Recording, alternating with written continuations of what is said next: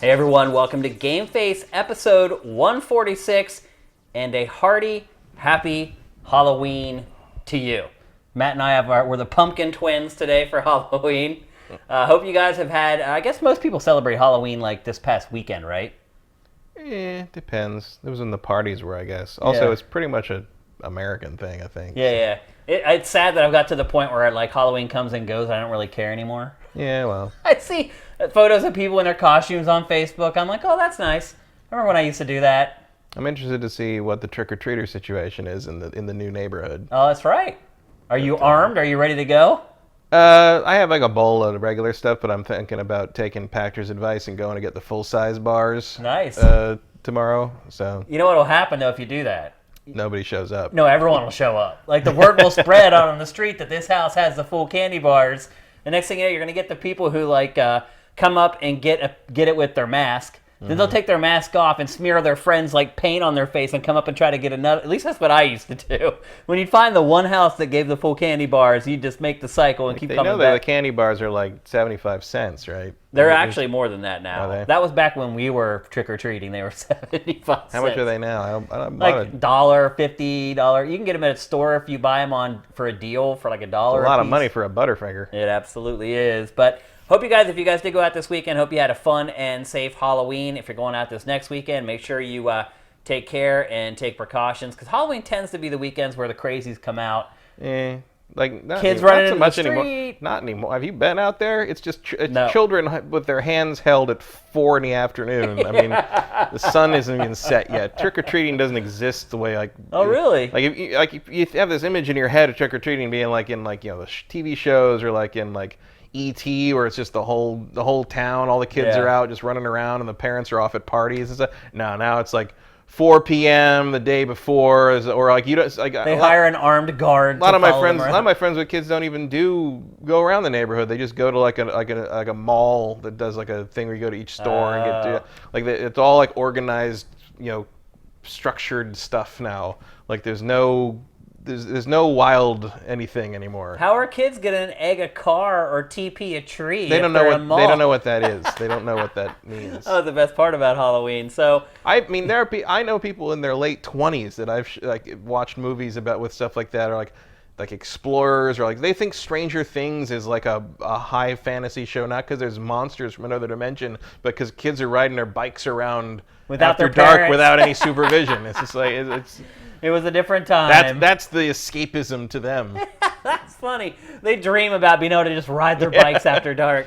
It's pretty insane. So anyway, hope you're having a great Halloween. Most of the people are going to be watching the archive of this, which is actually going up on Halloween. It's actually Hallows Eve right now. Or it's Hallows Eve? No. Eve, yes. All Hallows Eve is Halloween. Is Halloween, right, which is interesting. So you've got All Hallows, and then you have All Souls. Yeah, right. Day of the Dead. Yeah. It's a whole strip. It's a whole stretch of pagan stuff co-opted by modern Christianity. It's very impressive. At least we got one day, one of them. We're slowly exporting. I've heard that like Australia a long time, just recently didn't even know what the hell's Halloween. They don't have Halloween, but like candy is so easy to get people involved. Oh yeah. That like Halloween's starting to spread. I can understand that.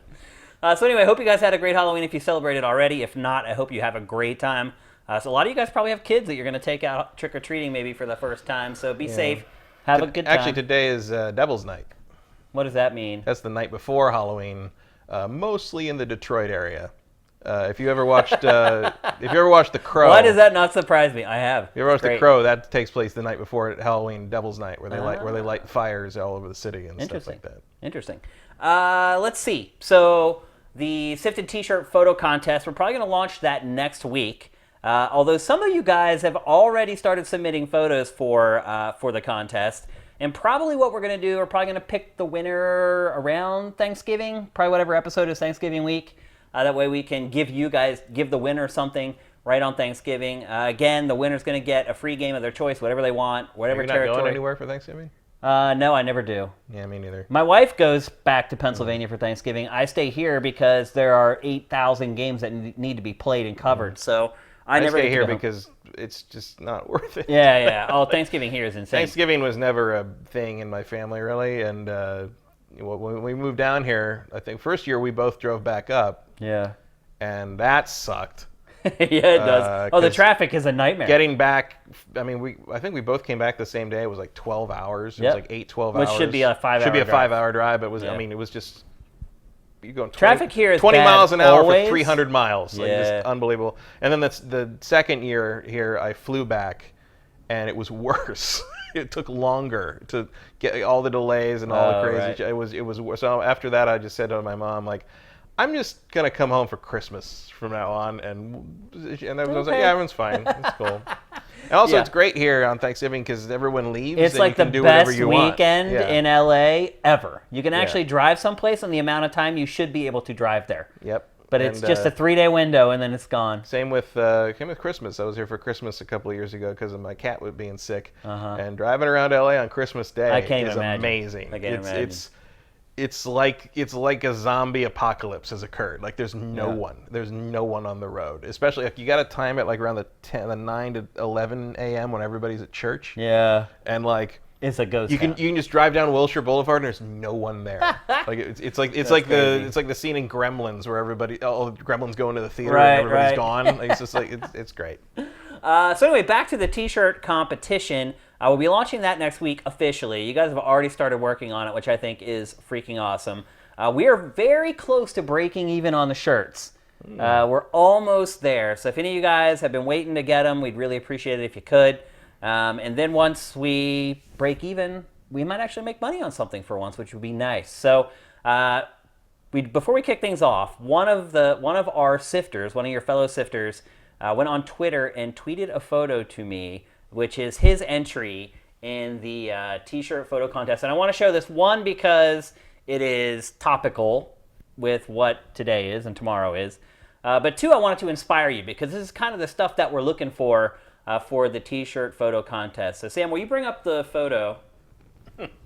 So Mike's Q, who you guys are probably all familiar with, he's had a lot of questions answered on Pactor Factor in the past, and he's active in the community. He carved a sifted pumpkin, which, hey, we have a major contender here for the competition.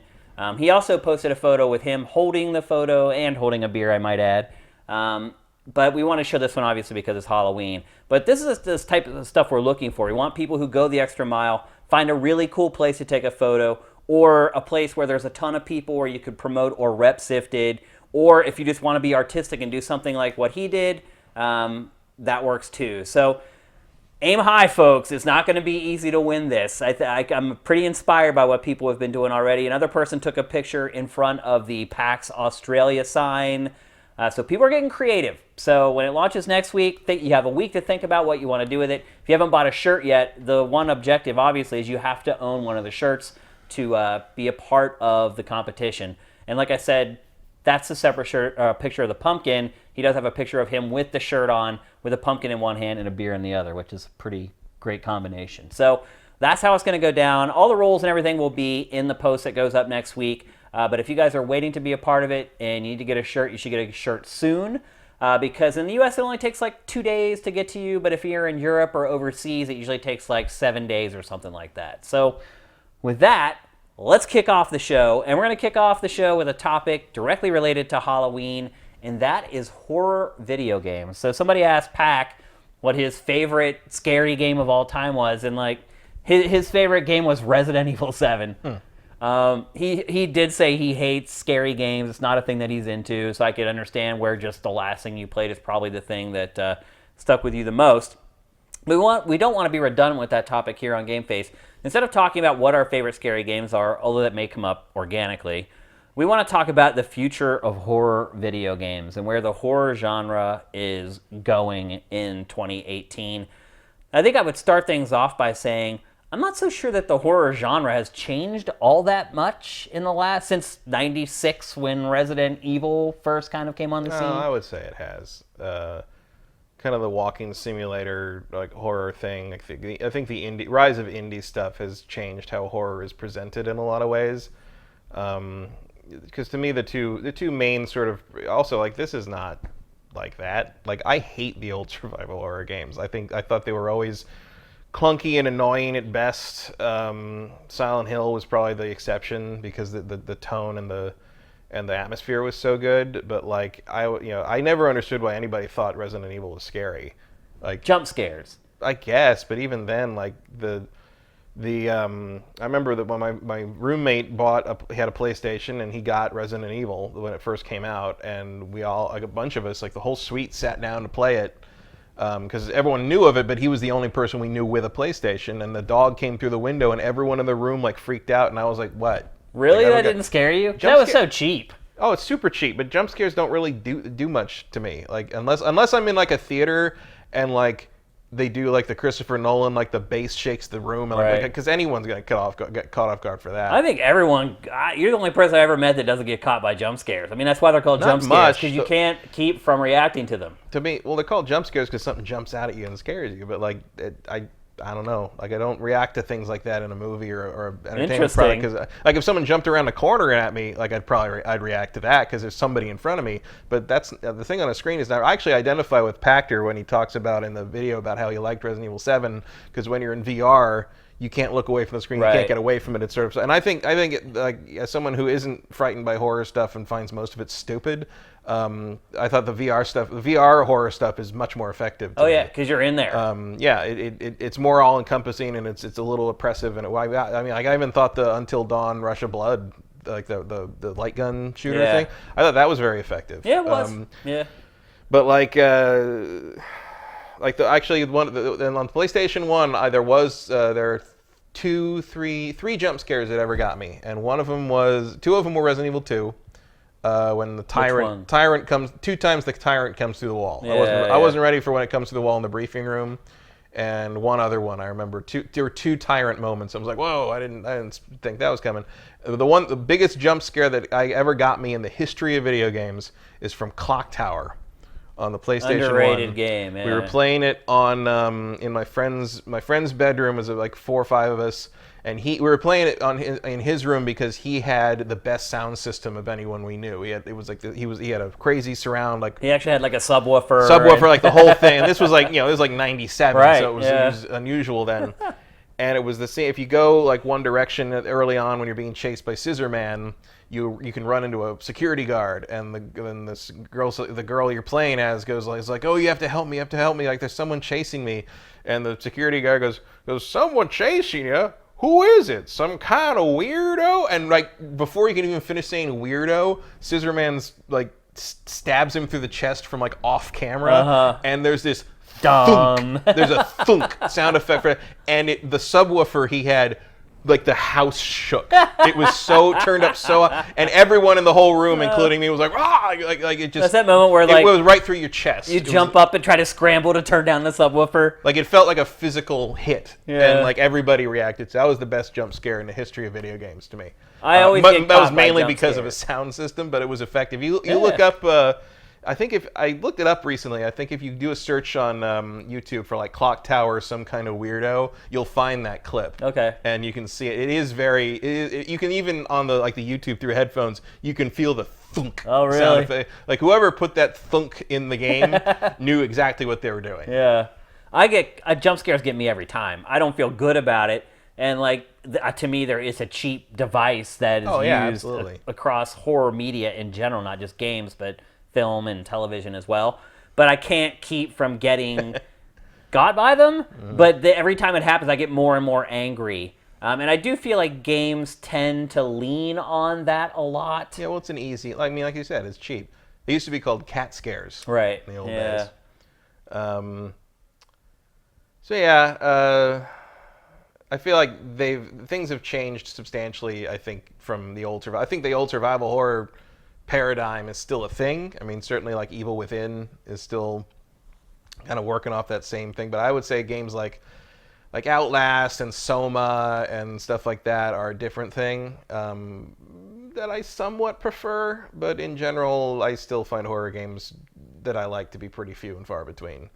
I find atmosphere and tone and tension to be much more effective, and I can count the number of horror games that do that well on pretty much one hand, and like 2 of them are Silent Hill games. Oh, Outlast, which is what we're seeing right now, is great. To me, that is kind of the template for... Mm-hmm.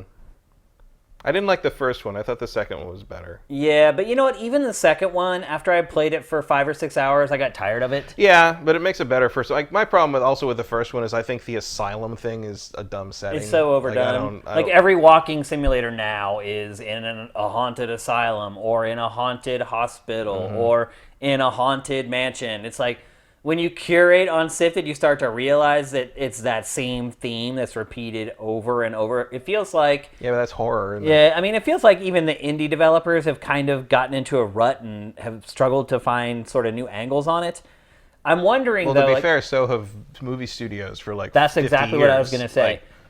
But I do feel like horror film is starting to evolve a little bit. If you look at movies like Get Out, like that isn't really a traditional like slasher, hacker, overly gory film. It's kind of like what you were saying earlier. It's all about like tension and being unnerving. And there's a little bit of gore in it, a little bit of supernatural stuff in there. But ultimately, it's all about tension and just kind of putting you on the edge of your seat on pins and needles. And then instead of using a jump scare as kind of that release, I like films and games that just keep slowly building that, like a grinder. Well, that's as like Stephen King says, there's the difference between horror. There's fear or being frightened, which is like the jump scare. Yeah. There's horror, which is like revulsion, the idea, gore, or like blood everywhere. Somebody's guts are hanging out, like slasher movie kind of thing. And then there's terror, which is, he describes it as you come home at night and you know that every single thing you own has been replaced by an exact duplicate. Yeah. Like it's that like creeping that moment dread of realization. Yeah. And like that is the most effective thing to me. And very few games manage to pull that off. I think Silent Hill 2 does. If we were to do the favorite horror game thing, that would probably be my pick. It's one of my favorite horror game stories was our friends Jason Chung and Matt Korb, one of our editors at Tech TV and G4. They used to be roommates, and Jason would... They're big horror fans. Yeah, they love horror. Like they would play... Jason would play video games. Korb wasn't a big gamer, but he would watch Jason play. Yeah. And normally Korb would sit there and like, riff on it or make fun of it or like, just do commentary. Right. And they're playing... Like the first Let's Play. Yeah. He was the first YouTuber. Chung was playing... That's pretty much what they pitched when we were like developing X-Play, and they were told it would never work. Yep. Funny how that is. But Jason was playing, and he was in the hospital, like the dark world of the hospital, like maybe 2/3 of the way through the game. And he was stuck. He couldn't figure out where to go. He's wandering through the basement halls and with the screaming and da-da-da. And finally he goes, and like Korb was uncharacteristically quiet through all of that. And finally, because he's never quiet. And finally Jason's like, I don't know, I just don't know what it wants me to do. And Korb says, you need to get the fuck out of there is what you need to do. And was that the answer? No, but Korb was like, just couldn't take it anymore. Right. And I always thought that was have worn him down. Yeah, I thought it was a great story because it's like, man, if it can affect him, yeah, like that is an effective game. But do you see horror games kind of going in the direction of like a Get Out? Like I haven't really seen kind of that transition. I felt like the last Aliens game, Alien Isolation, was kind of a step in a new direction. That was up there. And as a matter of fact, that is the complete collection of that is $12 right now on PSN and Xbox Store. If you like the original Alien, $12 for that is a crazy deal. And a lot of that game is long. It is too long, frankly. Yeah. The thing about that I think sets it apart, and Outlast for that matter, is hiding. Mm-hmm. There's lots of hiding in Alien Isolation. There's tons of hiding in Outlast. And I think that those are some of the best moments in interactive horror are when you're hiding somewhere and you feel the presence of the killer or the antagonist right there and he doesn't know that you're there. Mm-hmm. And I think that can build so much tension in a game. I mean, it's kind of the same thing you get in any stealth game, I guess. Yeah, well, it's like little things. Like Alien Isolation does a thing where, like, if you're hiding in like a locker or something, you can use the left stick to push yourself up against it to look out more, or pull back and pull back and hide further in the shadows in the back.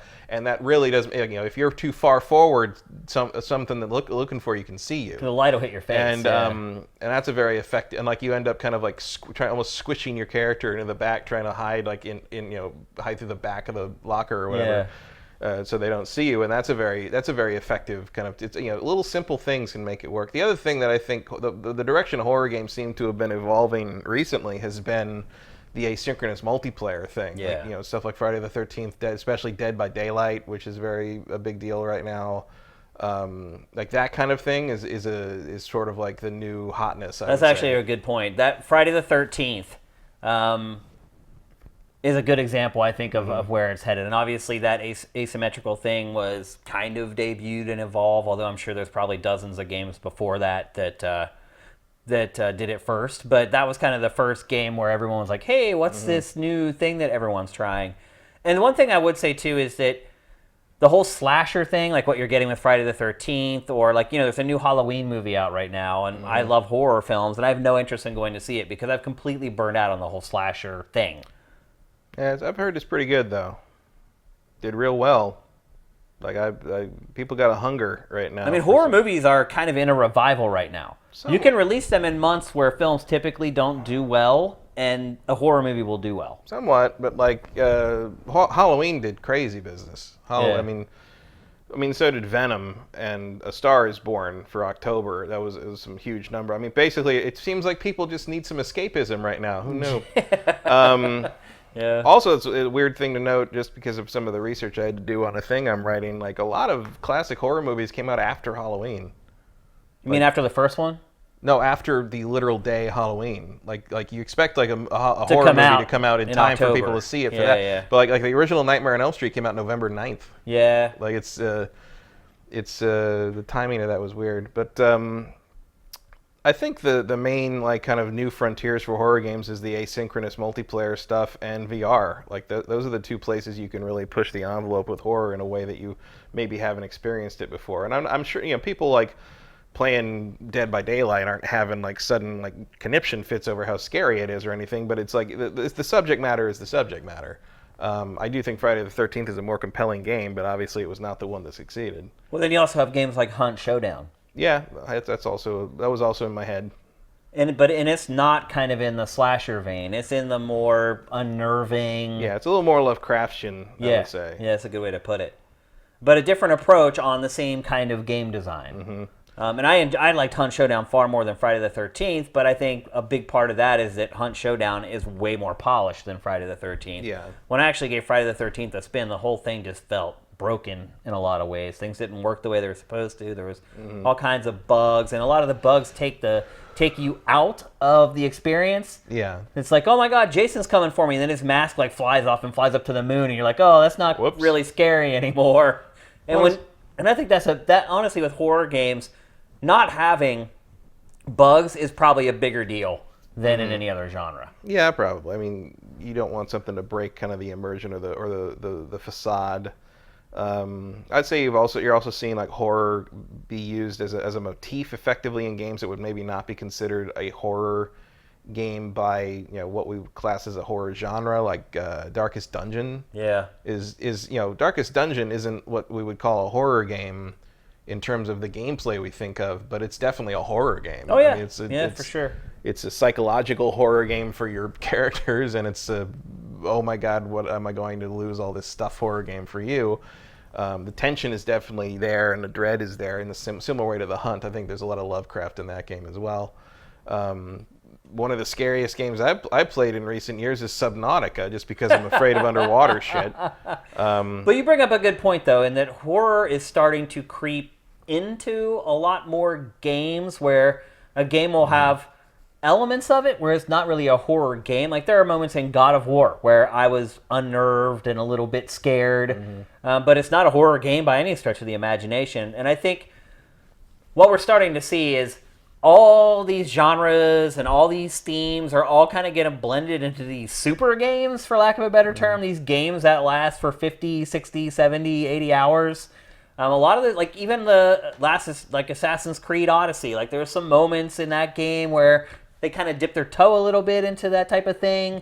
And I think what we're seeing is, not just with horror, but with everything, games are just turning into like potpourri now, where they just grab little elements of all these different things and then kind of bring them all in. You have these moments that feel familiar to you. Chances are, if you don't play a ton of games, you're going to have moments that feel completely alien to you. And I think anytime something feels alien, you're going to be a little unnerved, and it's going to have that horror edge to it a little bit. Yeah, I think it's mainly because the tools and the way you can build games now, everything's so powerful and flexible.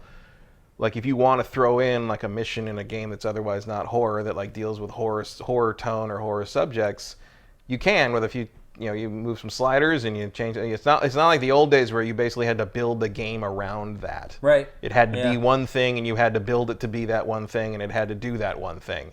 Now you can kind of like tweak some settings and sort of like, here you are.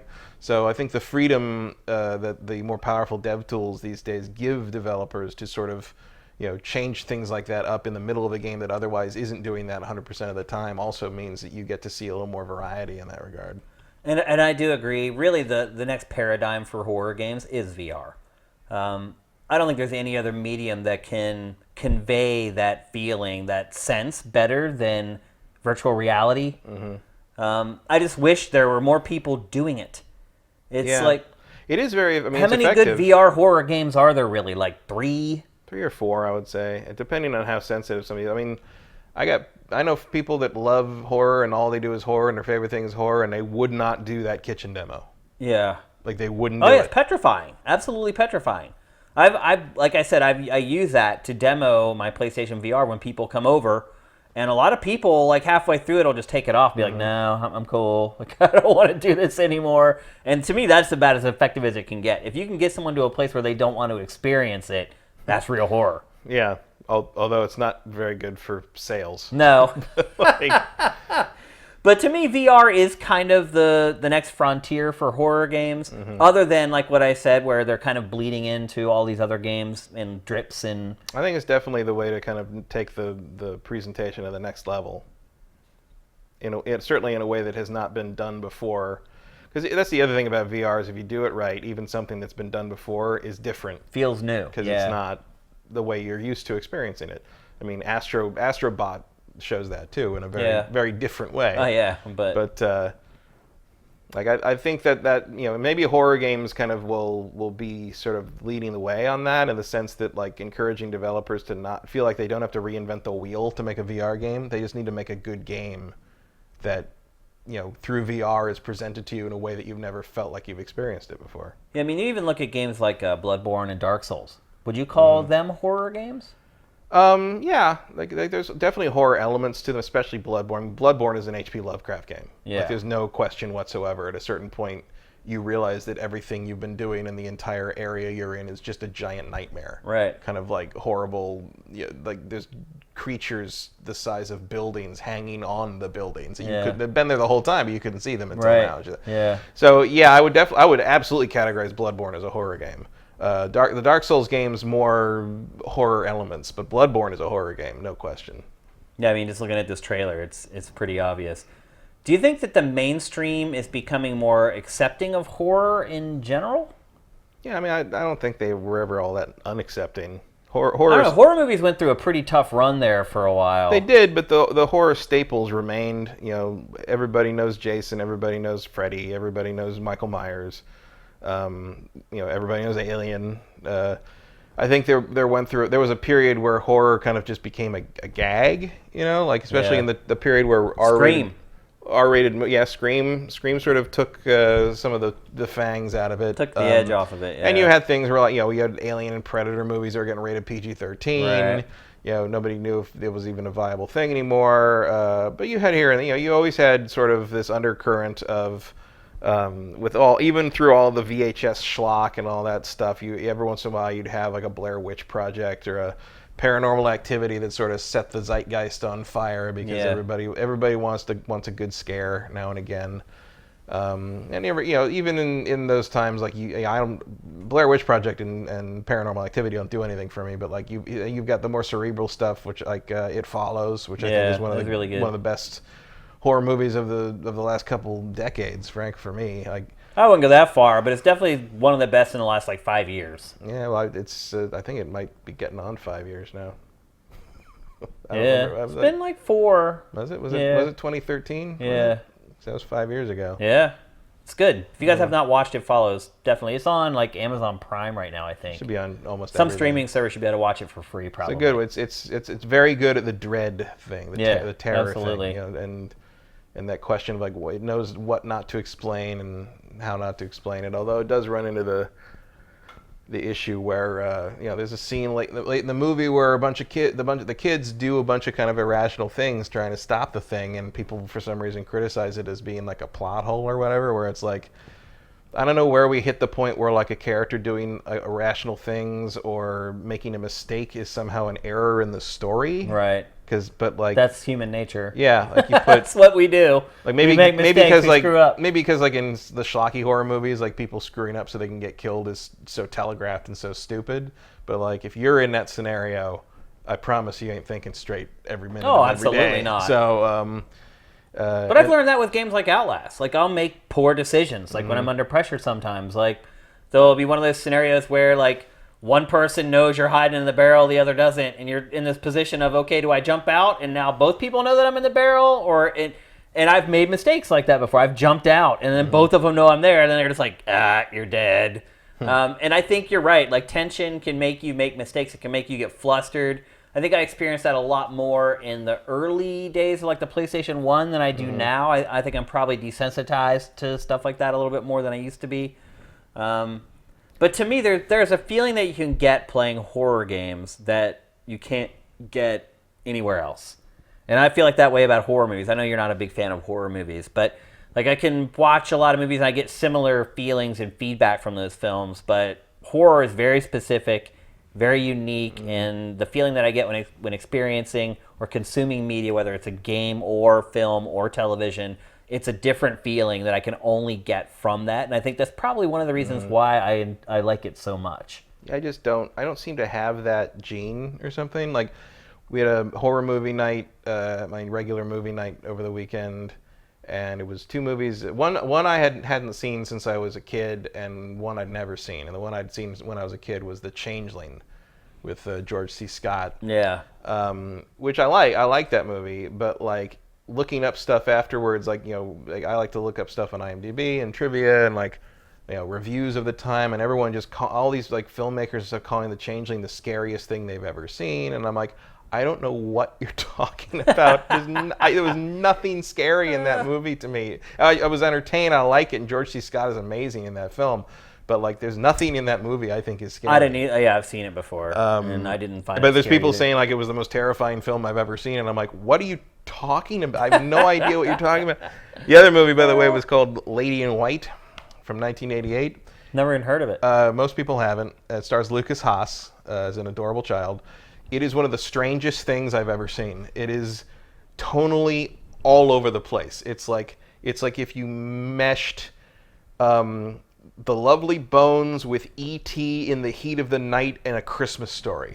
Like, okay. There's like scenes where like it's like a down home New York, like takes place in 1962, and like some of it's like almost feels like some kind of like Americana Norman Rockwell like when I was a kid story, and then there's like a child murderer like ghost plot, and then there's a whole murder mystery thing, and then they blame the murders on like this black guy, and there's a whole lynching thing happening, and like there's all this civil rights stuff, and then at the end like the lady in white is on this cliff and they run through the forest, and like the lady in white does like all this weird shit, and like there's all this like special effects they really didn't have the budget to try in 1988, but they did it anyway. Yeah. And like it's crazy. It was like the guy who wrote. It's a writer, director, composer who did the whole thing, and it's like he didn't know if he was going to ever make another movie, so he made all the movies.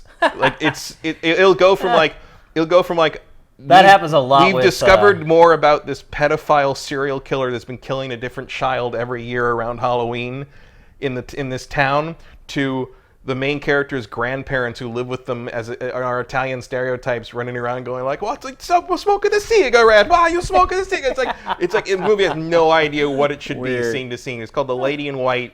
You should be able to get it. I think it's on Vudu or something, right? But if you can get the extended director's cut, which adds like 15 minutes of completely pointless crap, it's like nothing I've ever seen. I'm not going to call That's it. saying a lot. I'm not going to call it good, Right. but I will never forget it.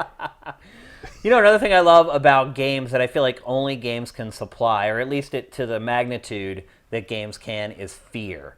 So you watch a film and there's an intimidating character or maybe a creature or a monster or whatever. You have fear of it, but you fear more for the people in the film. You fear for them. You're scared for them. Yeah, well, it's an identification thing. It's like you see a thing in a film and you think, you're projecting yourself into the people in the movie, but you're thinking like, oh, what would I do if that happened to me? And in the game, ideally, if the game is functioning properly, it is happening. It is you. Yeah, and so that's why there's like, for instance, I think that's why VR is such an enhancement. Yeah. Yep, and that's why, like, for in games, just knowing something can create fear. So an example of that would be the original Resident Evil remake for the GameCube, the Crimson Heads. Knowing how hard they were to kill, like, you see them the first time, they just scare the crap out of you, period. But a lot of times in games, once you experience an enemy for the first time, the next time you experience them, you're like, whatever, I've killed one of these before. But because the Crimson Heads were very difficult, very fast, and everything else was slow in the game, they just imparted this sense of doom and fear into the whole experience. And I think, again, that's something, because you physically in games have to take them out, and you're not sitting passively watching someone else try to take them out, just knowing that they're in the world can create a lot of fear. Going back to Nemesis in Resident Evil 2, knowing that he's following you all the way through the game, and he could bust through a wall at any time, and he's always kind of chasing you and right on your heels, that to me creates something in video games that you can't get anywhere else. I think that's a delicate balance. Like, the Crimson Heads are not scary to me, they're just annoying. I hated them because they just sort of broke the paradigm of the game. And like, when I would see one show up, I'm like, oh, fuck this. I got to deal with this stupid thing. I hated it. Like, I like the Tyrant in Resident Evil 2 because the point of it is that you have to get away from it and run. Whereas the Crimson Heads, they basically wanted you to fumble with the awkward controls and the terrible camera angles to fight this thing that basically broke how the game was presented. And I don't find that scary. I find that infuriating.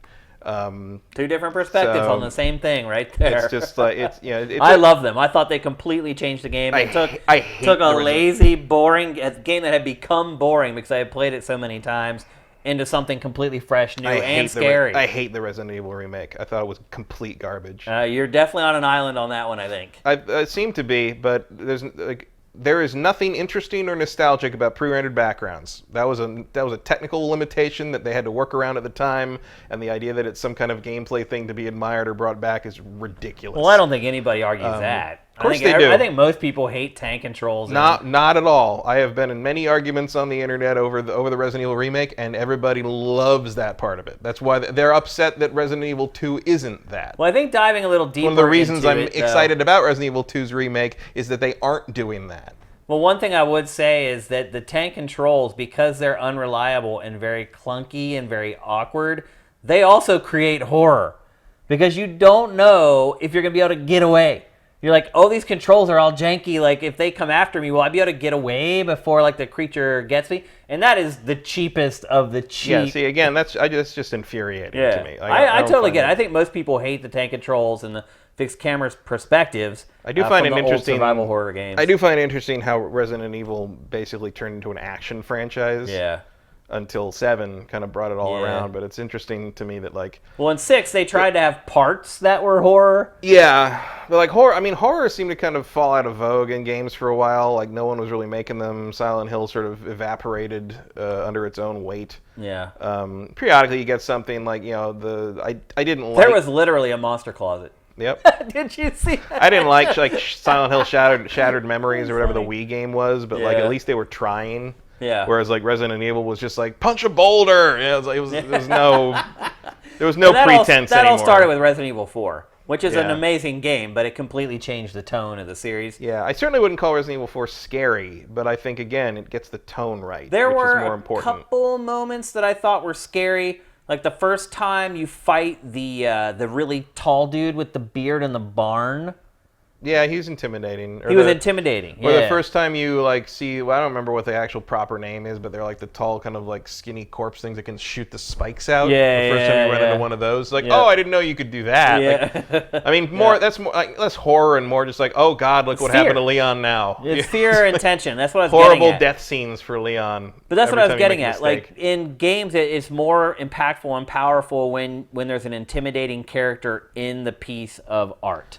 Yeah, well, because you have to not physically, but you have to deal with that thing yourself. You're not watching somebody else do it. You're not rooting for them or passively experiencing it. It's up to you to defeat it. It's up to you to avoid it. And I think that is just something that games provide that nothing else does, in all honesty. I think Alien Isolation is one of the best examples of that aspect, in the sense that, you know, you're being stalked by this alien, and you can't kill it. You can only kind of dissuade it, and every time you use a method to dissuade it, it learns from it, and it won't be as effective again. You can't do it again, yeah. And they do a neat thing with the AI, where there's two AIs in the game. One is like kind of an overall director of the game that knows where you are and where the alien is and what's going on at all times, and then there's a specific AI for the alien that never communicates with that director AI, and the alien behaves in certain... So the alien never knows where you are. So the alien itself is playing fair, but the game always knows where everything is, so it can kind of direct everything to still sort of ratchet the tension up as it needs to keep you interested. It's a really good balance. If you're going to buy one horror game for this Halloween, I would say that Alien Isolation on sale is a pretty good bet if you haven't played it before. Where would you like to see the horror genre going forward? What would you like to see it do? I would like to see a Silent Hill game come out that doesn't suck. Not a bad start. Which... chances of that are very slim. Doesn't seem like it's going to happen. Yeah. I don't know. Like I don't care enough about horror games to really feel like I should be dictating where they should go next. I'll play something that gets enough good word of mouth, or as an interest. Like I played Layers of Fear just because I thought the idea of like paintings that move and do weird stuff was interesting. Like, yeah. You know, I sort of pick and choose my battles on that. Or like something, you know, I think there's more interesting stuff being done in the indie space in horror right now, horror games. Even something, I would say, something like Inside is horror-driven to some degree. You know, by the end of the game, there's definitely horror happening. Absolutely, yeah. Like that kind of stuff's more interesting to me. Even The Missing that just came out. Like that's definitely got horror elements to it, and like make a game that's fun for me to play but has horror elements into it is more interesting. I wanted to get Call of Cthulhu. Came out yesterday, or today. It's today. It came out today. Yeah, not getting great reviews. But I didn't get around to it, and because there's other things to play and other things to do. It was sounds like it's pretty bad. Like one of the worst releases of the year. Bad. Well, I didn't see it getting that bad reviews. It's getting murdered pretty good. So it's basically a Lovecraft walking simulator. A lot of journalists are saying they showed the first 3 hours of the game over and over, and now that they played the final version, only the first 3 hours are good. And they're starting to be like, hey, you like manipulated us into believing that the whole game was like this, and you just kept showing us these same sections over and over, and after that, the game just turns to like crap. Well, so. That's another good one for the old sale pile then. Yeah. I think, you know what's really surprised me the most, I think, is that horror games haven't really been the trailblazers as far as like gore and stuff like that is concerned in this generation. Like more general action games like God of War and stuff like that tend to have more realistic gore than a lot of the horror games. Not that it's something that I feel like it needs or you have to have or anything like that. I just find it interesting that for whatever reason the developers who make horror games haven't really focused on, hey, look at all these polygons we have now and what we can do with it. Now I would say the Resident Evil 2 remake kind of bucks that trend. Yeah, it looks like there are some really intense, detailed gore in that game. I would say that like the forefront of detailed anatomical gore, probably for a while, has been the Mortal Kombat games. Yeah, literally. They're still anatomical. They show like the X-ray and like. I still find them comical and mostly funny, but like. And they're borderline offensive. You can some tell. Of the stuff in those. Yeah, I don't really buy that.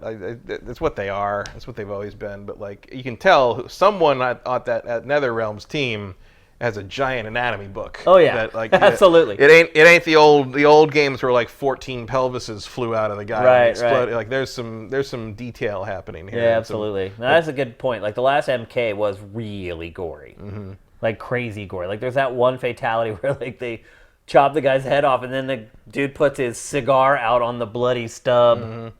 It's like I don't even want to know the people who come up with that stuff. But I think for me, we know some of them. They're all very nice guys. They are actually, yeah. And I think that's kind of how it works a lot of times. Like the people you least expect who could come up with those ideas are the most like mild-mannered. That's good because they're getting it out and they're venting it into that game, and that's true.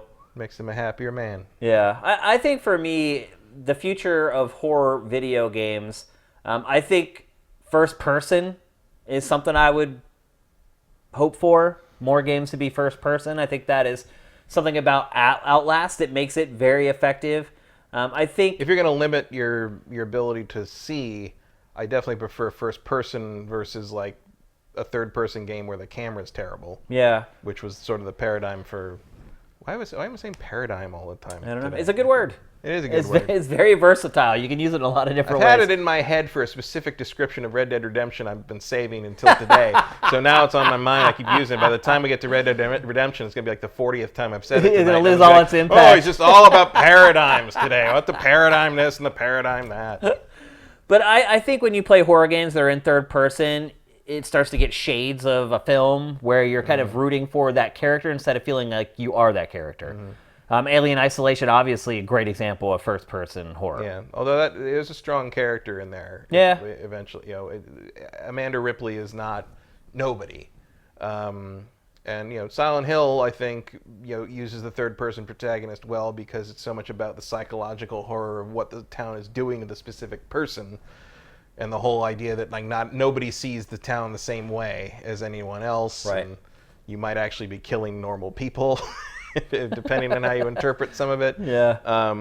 So I think that works, but like that's a careful balancing act. I think Resident Evil 7 definitely proves that first person is a little bit of a bunt, but it works, and you can't really argue with success. Yeah, I think most of the best horror games in the modern era are first person games.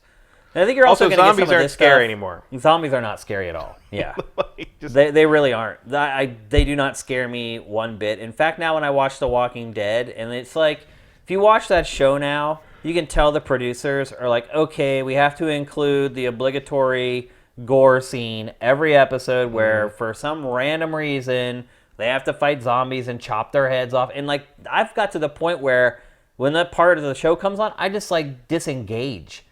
It's so funny. Like, if you talk to 8-year-old me, I'd be like, oh my God, that was the best part of the show. But as you get older, and I think part of it is being desensitized a little bit. I do watch a lot of horror movies, and I've watched a ton of zombie movies throughout my life. It's also just the fact that there's no taboo against it anymore. Your mom's not calling you. You're not watching zombies again, all right? Right. Like, no, you're right. Part of it, when you're younger, is that like the idea that you're watching a thing you're not supposed to be watching. Yeah. No, you're right. Or like, for whatever reason, my dad was like, you can watch whatever horror movie you want. So my friends would always want to have sleepovers to come to my place because they knew at my house, my dad would let us watch whatever we wanted to watch. And if we went to their houses, their parents were constantly coming in being like, what game are you playing now? What TV show are you watching now? My dad was just like, I know what you have access to. I'm okay with you having access to it. I trust you. Do what you will. So I would say that I have kind of fallen out with horror video games. I think at one point in my life I would have said it was one of my favorite genres. Certainly survival horror at one point was one of my favorite genres. I don't know if there's enough to call it one's favorite genre much anymore. Yeah. It just doesn't make up enough content total to And be that big of a presence. You're right. And a lot of them, like we just saw State of Decay 2 there, like a lot of the horror games now aren't really horror games. Like they use horror trappings or elements. Right, But as a trope or something, but it's really not scary to experience. Yeah, I mean, like I was never scared playing State of Decay 2. Like State of Decay 2 could be like, I don't know, aliens. And Yeah, it could be the same anything. thing. It could be. It's just like a convenient platform for them to use. You just need things that are a problem that you don't want to be grabbed by. Yeah. Or your guy will die. And not even that you're afraid to get grabbed. It's like your guy will die and you'll have to deal with the stupid gameplay mechanics that punish you for that later. Oh, now he's getting sick. He's got a fever. It's like, ugh, like your enemy in State of Decay is really the environment more than anything else. Before we move on, any horror movies that you would recommend to anyone as they're enjoying Halloween week? Well, other than Lady in White, if you want something right. that's really, I guess you did really recommend weird. That already. Do I have any like old ones that I don't know. I would tend to go back to the classics. Like, you can't really beat stuff like The Exorcist and. And look, a lot of people watching this are young enough that they have not really experienced that stuff. I mean, Jaws, I think, is still terrifying. It is. Like, it's you know, partly because sharks are real, and partly because I'm not a fan of deep water, and partly because Spielberg knows exactly where to put that damn camera. Like, even as the very beginning, you know, where the girl is attacked in the water at the beginning, night, and you've got the camera's just sitting there right at the water and the level. water keeps like lapping up against the lens, and you're just like, will you get up just like a foot up, just get me out of the fucking water. It's still very effective, I think. You know, the other Jaws movies are pretty silly for the most part. But 3 is where they jumped the shark, really. Jaws 1 is just an astounding horror suspense film until the third act basically becomes like a cat and mouse chase movie, which is also great, just very different. That's a good scary one. I'm not a huge scary movie. Like, scary movies to me are often like, let's watch a thing and make fun of it kind of thing, because so much of it is, you know, hokey and like a schlocky VHS best of the worst from Red Letter Media kind of thing. I watched many of those. Let me tell you. Which is definitely kind of my like Lady in the White recommendation is along those lines, but it's kind of a it's a nice little ghost story what they're after, but there's also an element of like, I can't believe this is a thing that exists. It's you could sit around with some friends and Mystery Science Theater the hell out of it, basically. Yep. So there you go. We wanted to celebrate Halloween with you guys and talk about horror games. Also, watch the original Halloween. Yeah, it's great. It's still... That franchise also jumped the shark with the third installment. Yeah. Or if you want the gore... The third installment didn't have Michael Myers in it at all. It was all about this company that made Halloween masks. Oh, yeah. They had a Silver chip Shamrock. on the back that would make your head, like, melt. Silver Shamrock. That was my first One experience. more day till Halloween. Yeah, I remember. Silver Shamrock. My girlfriend likes that one the best. What? She loves that one. Really? Yeah, probably because she had no expectations of it being a Michael Myers movie, because she's young enough that she saw it on TV and it was just a movie. That was the first movie I was ever disappointed in my life. When it came out, I was so excited. Me and my friends all went to the theater, and back then you didn't know stuff about movies. Right. Like, we were going to see Halloween 3. And we're like, Michael Myers, Halloween, and we get there and we're just like, what is this crap? Like, my first disappointment in the movies was Return of the Jedi. I was 7 years old and I hated that movie. I complained about it in the backseat all the way home. My dad would tell that story he's like, yeah, you took him to Return of the Jedi after waiting for 3 years, and all he did was whine about it all the way home. He still doesn't believe that she's his sister. And so I do not. Yeah. But the thing about, like, I can understand why Carpenter was into the thing about how he wanted to make Halloween more of an anthology series that just happened to have Halloween as a central theme. But you can't start that on the third movie. Yeah, you can't do the first two with continuity. Like, they got trapped in the whole thing where the first one made so much money that the studio's like, you have to bring Michael Myers back, and it was terrible. And now we've got what's the new one is like it's a sequel. It's like the third. It's the third Halloween 2, basically. So it's the sequel. It's a sequel to the first movie that ignores all the other sequels, which is different from the remake that ignored the first one, and then had a sequel to the remake, which was ignoring Halloween 2. And so this is the third Halloween 2, and it's the sequel to the first movie that ignores the original Halloween 2, not to be confused with the remake of Halloween 2, which has nothing to do with the original Halloween 2, because it's a sequel to the remake. So the new movie sort of ignores everything after the original Halloween, but it takes except for maybe the sixth movie, but then it takes elements from all the sequels and puts them in the new movie. How does it explain that Jamie Lee Curtis is, like, geriatric? Because it was 40 years ago. Oh, how does he... Because that is actually an interesting thing. So that means Michael Myers should be like 75. He's just the shape. Well, also, like, they do kind of like touch in the new movie. They touch on the ideas of wait, so like one guy killed like 5 people 40 years ago in this town, and we care about that in an era where someone shoots up like 70 people in Vegas. Like the thing that happens in Halloween is not like a horrifying crime. It's just scale-wise today. Now it's Wednesday. Kind of, yeah. The fact that he used a knife is weird. It'd be unique, but it wouldn't be like, oh my god, like, you should be, and Jamie Lee Curtis in the new one has basically gone Sarah Connor. Like she's full on like Right. Like I'm and then like the now Michael Myers would just use an AR-15. Yeah, well the like the second half of the movie kind of flips everything, and like you got Jamie Lee Curtis hunting Michael Myers. So okay. That's sort of the appeal is like there's a like like they've really turned the last girl trope sort of on its head in the sense that at a certain point maybe you're rooting for Michael because like she gets a little intense. Okay. High Tension was like that though. It was all about a girl that like she's all these guys, but she's the one who outlasts them all. I like that though. I like the twist, right, which a lot of people think is stupid, but I think it works because of what it's trying to imply. I honestly think it ruined the movie. I think if they chopped off High Tension, the last 5 minutes of it, it would be heralded as one of the greatest horror movies of all time. I think it's still one of the better ones. It is. It's still great. But like the twist works because it's A, it's an unreliable narrator, and B, if you watch it with that in mind, I can't remember the name of the woman who plays her friend who gets kidnapped. She's actually the same woman who plays the blue octopus opera singer in Fifth Element. Oh, really?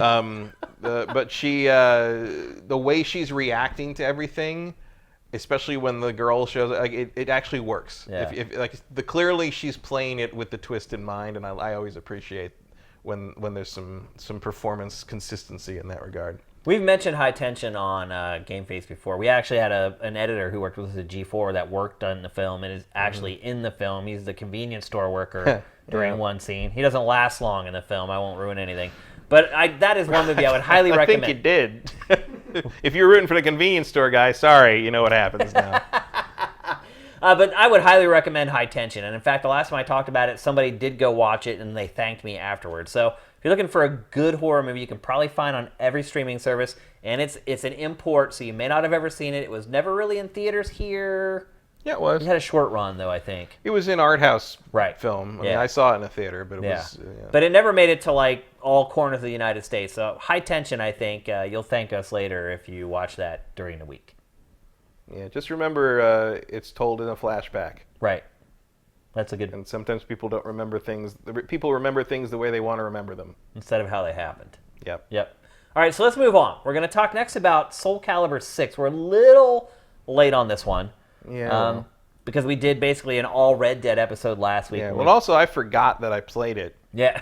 When you asked me what else I'd been playing last week, and I was like, nothing, and so we just did Red Dead. But after the show, is that a testament to Soulcalibur VI? That is kind of all you need to know. That I had played it for like 7 hours, and I didn't remember I'd played it.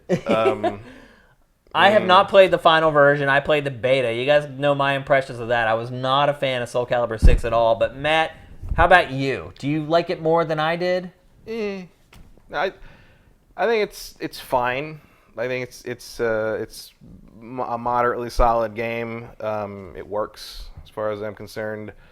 I do think the critical edge stuff is a weird break in the flow. Like I've adjusted to it, and it's an interesting mechanic, but I think you said before, like I'm not sure it belongs in Soulcalibur. Well, it's the reversal edge is the reversal. Reversal edge. Whatever the edge. Well, they have edge for everything. There's reversal edge, critical edge, guard impacts, lethal hits. Yeah, I mean that's just lethal hits and all that stuff feels more or less like your standard parry or like counter system, or like hitting the guy when they're trying to attack you does extra damage. That's the counter guard system impact. That's the counter system in Street Fighter. Is if you hit somebody when they're in the middle of a move, you do more damage. Pretty standard, but it's the reversal edge thing where everything stops for a game of paper rock scissors. That is a little strange to be putting into Soulcalibur. I think it's strange to put it into any fighting game. The clash idea is something that happens in a lot of games, a lot of fighting games, and it more or less it works if you can fit it in there. I just feel like Soulcalibur has always been so much about the flow that putting that in this game is a strange. It feels a little bit like you just needed a thing, like you needed a gimmick. You had to have some feature. Like I don't find it's a similar system as in like Injustice 2.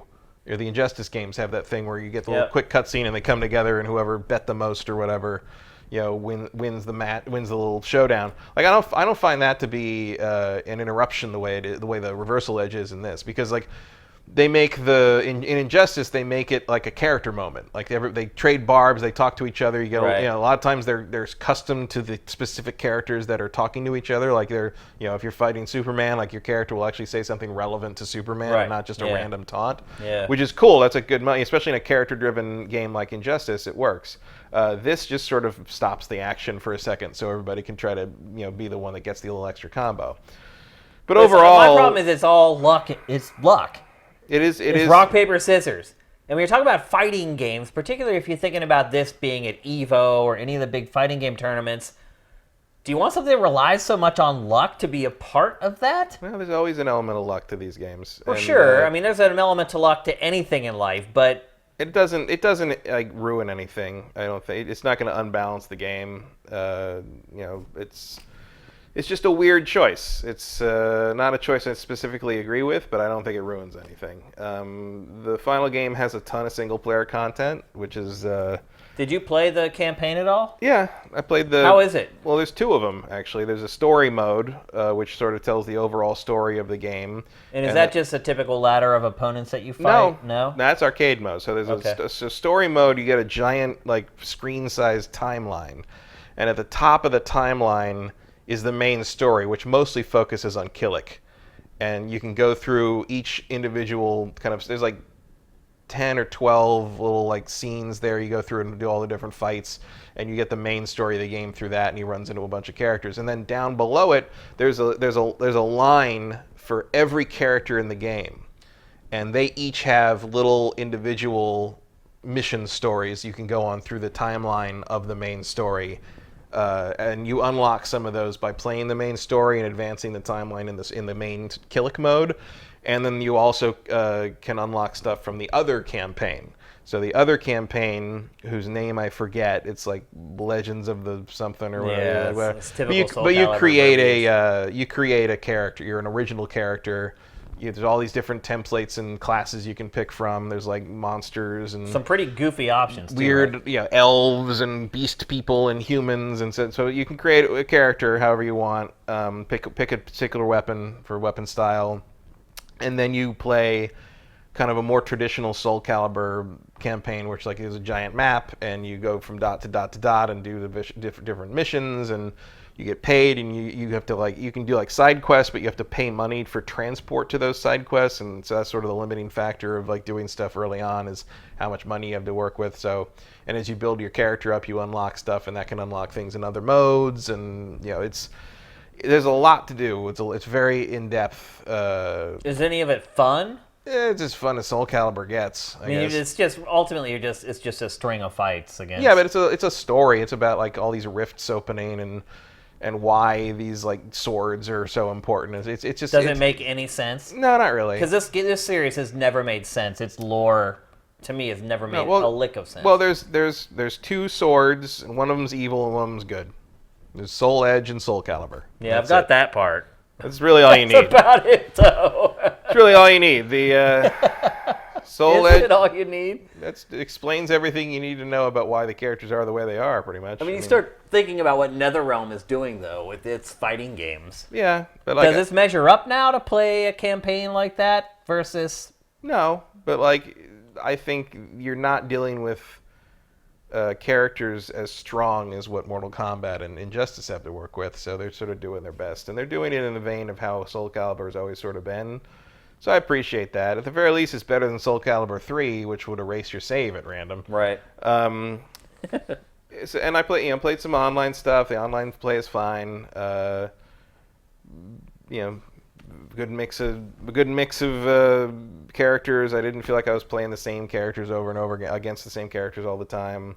Geralt works well. I guess they're adding 2B from Nier Automata. I was really surprised to now. see that. Yeah. I guess Soulcalibur is just like the crazy anything goes. Anything goes game. I mean, I guess that was true as soon as the Star Wars characters showed up, but and Master Chief, right? Yeah. Well, no, that was Dead or Alive. Yeah. Spawn was in. Spawn was the Xbox version of 2. Yeah. And then Link and Heihachi and the others, and then you had the Star Wars characters in 4, and you had Ezio in 5. Yep. And so, I mean, frankly, if that's how they want to do it, if they want to use sort of the history, time portal-y, To make it happen. because that's pretty much what the story is in the create a character mode, is like you have these abyssal tears that basically lead to other worlds or other whatever, and anything and everything can come out of them or go into them. So if you're going to use that to justify like bringing in all these other game characters and have them put them in the game, like I'm kind of on board with that. Like that's pretty great. Like Geralt's pretty fun to play as. It's like Smash Brothers for adults. Like 2B is a good choice of character for there. It's fun, the gratuitous ass shot character versus the gratuitous cleavage character. They got Ivy paired up against her in the official media. Like that's cool. Like I can get on board if like their DLC is just gonna kind of be like all these weird all-star. All-star. I mean, I don't know if I'd call Geralt and 2B the all-stars of video games. Geralt is definitely. Geralt, but 2B. Yeah. I'd be down with some of that. Like although someone was saying, I mean, that's kind of what Namco's been doing. They put Noctis in Tekken. Yeah. So screw it. Why not? Do you think that if for big Witcher fans that having Geralt in the game makes it worth a purchase? Probably not for full price, but something to get around to eventually. Especially with Thronebreaker out right now. I mean, not that focuses on Geralt, but it's part of the Witcher world. Yeah. More so than this. But if you're a fan of The Witcher, I would definitely get around to this at some point when it's cheaper. Certainly don't go out and throw $60 at it just to play as Geralt for 5 minutes. Who should throw $60 at this game? I don't know.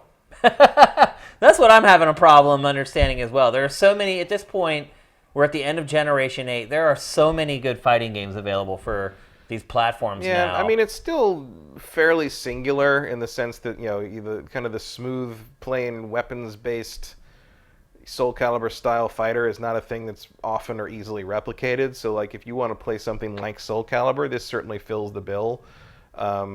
It's got pretty much all the characters you could ever want. They don't look amazing because a lot of them are using old models, but it doesn't look bad. Like it's fine.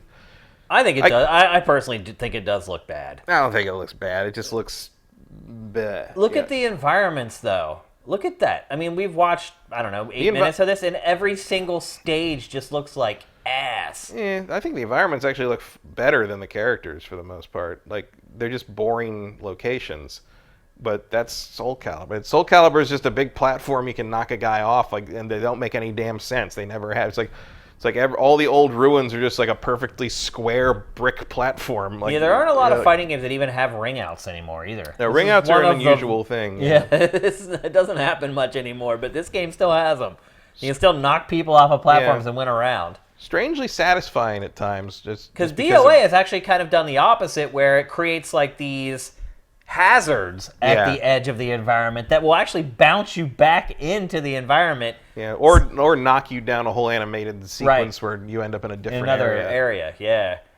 But I don't know. I struggle to find any reason for someone to buy this, and especially with Soulcalibur V out there, because this game really isn't all that different. Really, the only change that it has from Soulcalibur V is the reversal edge. Yeah, but I think the single-player content is substantial enough that I'd say it's worth a pickup when it gets cheap later. I wouldn't pay full price for it. It's another feature, the critical edge, which was debuted in Soulcalibur V, has been brought over into 6. Really, the reversal edge is the only new mechanic in the game. Yeah, that's the big new mechanic for the most part. Now, they have tweaked some of the stuff, like the critical edge, which is basically just a one-button super. It takes the whole meter just like it did in Soulcalibur V, but I think it's the lethal hits. Yeah, they've changed how that works now. It doesn't take like as much of the meter as it did before. No, that's the guard impact. The guard impact, which are parries and kind of counters. Those take no cost to the meter at all now. Whereas in Soulcalibur II, which is where they originated from and they disappeared for a while, in Soulcalibur II it did use some of the meter, and now they use your guard meter. Right. Whereas now there's 2 meters, so you got a super meter and you also have a guard meter. The guard meter is not really a meter, it's just a glow around your life bar that warns you when you're getting too low, and that's when your armor gets knocked off. Yeah. I don't know. I mean, Soulcalibur V was not a well-received game for the most part in terms of like the tournament scene. I don't know if this game's going to move that needle. They're certainly trying to, but like it doesn't look like there's any sort of movement on that just yet. There hasn't really been a major fighting game tournament to really see how it's all working together yet. I feel like Tekken 7 is sort of popular enough that that's pretty much going to be the Namco fighting game of choice for the foreseeable future. Dragon Ball FighterZ, obviously. Yeah, that's different because like that's a licensed thing. I think you've got a lot more going for that than just being Tekken. Yeah, it has for going for Tekken. I don't know. It's a weird choice. If you're gonna like throw this out there in an increasingly crowded fighting game market, it feels like you would have maybe wanted to put a little more effort into it. Rather than just sort of making Soulcalibur V again with some tweaks. But I don't know. It's not. I have a feeling you're going to be able to buy this game in January or February for like $35. Yeah, I wouldn't surprise me. Because I could see retailers ordering a ton of them. Like maybe if because they're like, oh, it's Soulcalibur. Like maybe if you're going to do the buy two get one free thing at Target and you can't think of a third game for your like second or third group of three, right. This might be a pretty good choice. Yeah.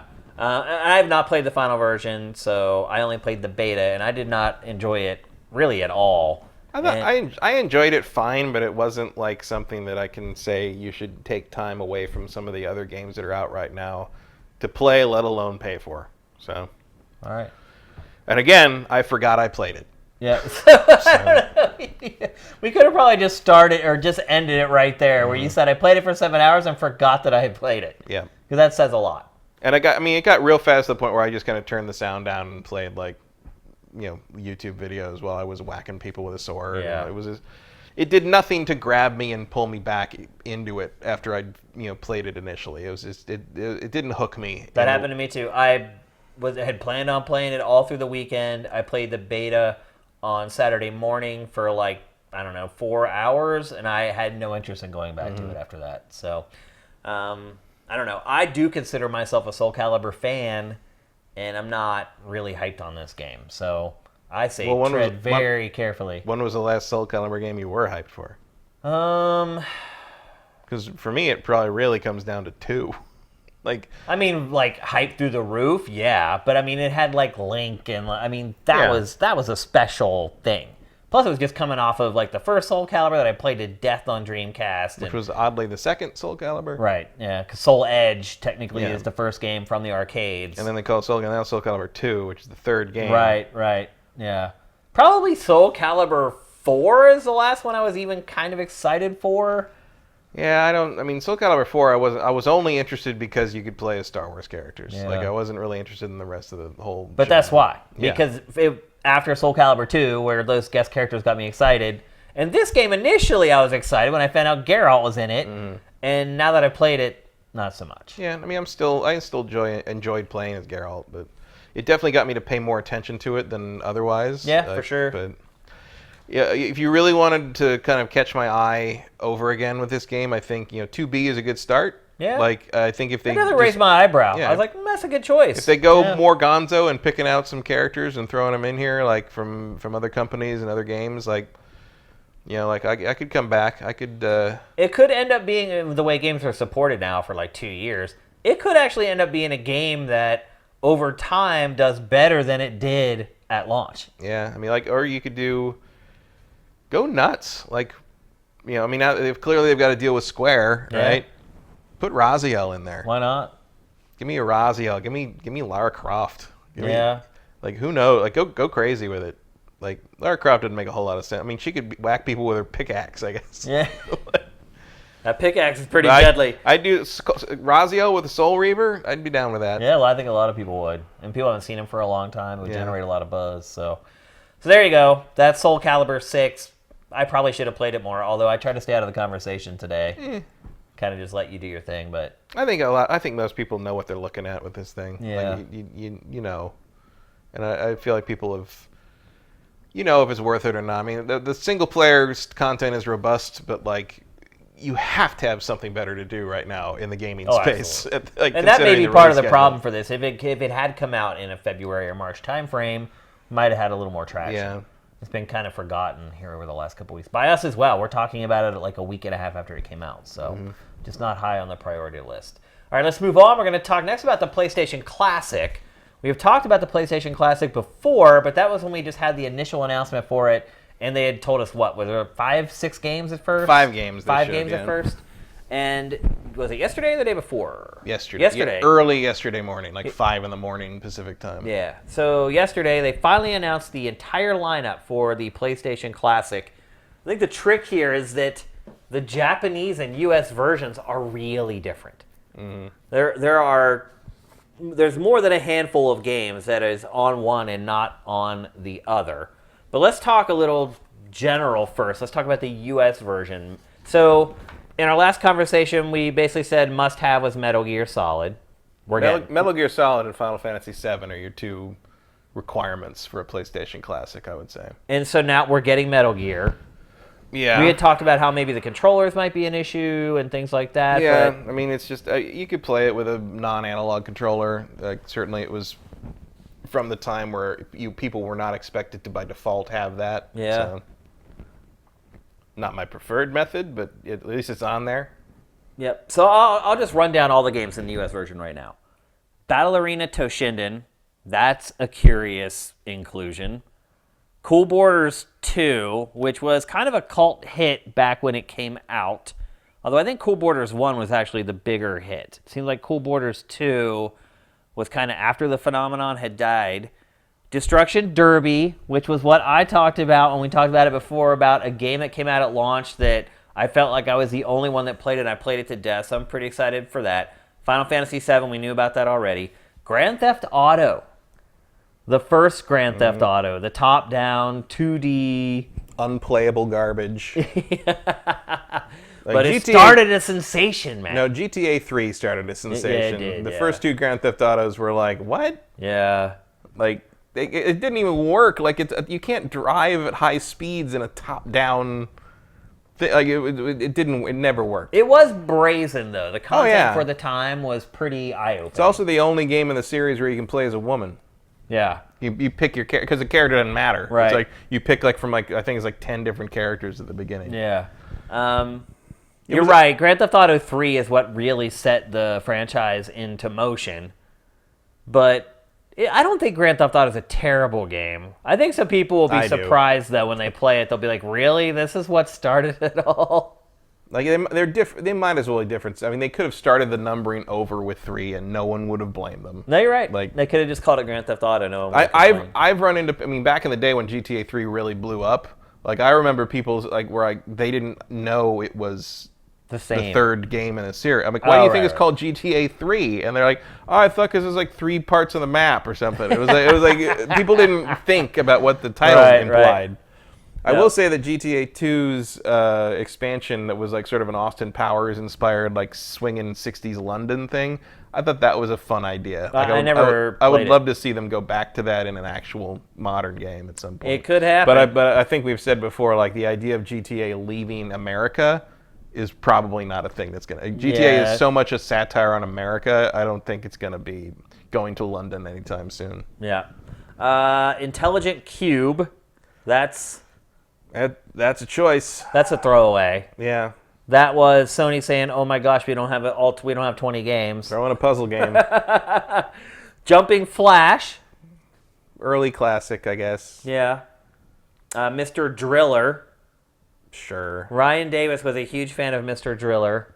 I associate that with a DS for some reason. He would talk about it all the time. I had never even played it back when he would talk about it, and I'm like, really? What is this Mr. Driller thing? But he was a big fan of it. I would be more on board with No One Can Stop Mr. Domino.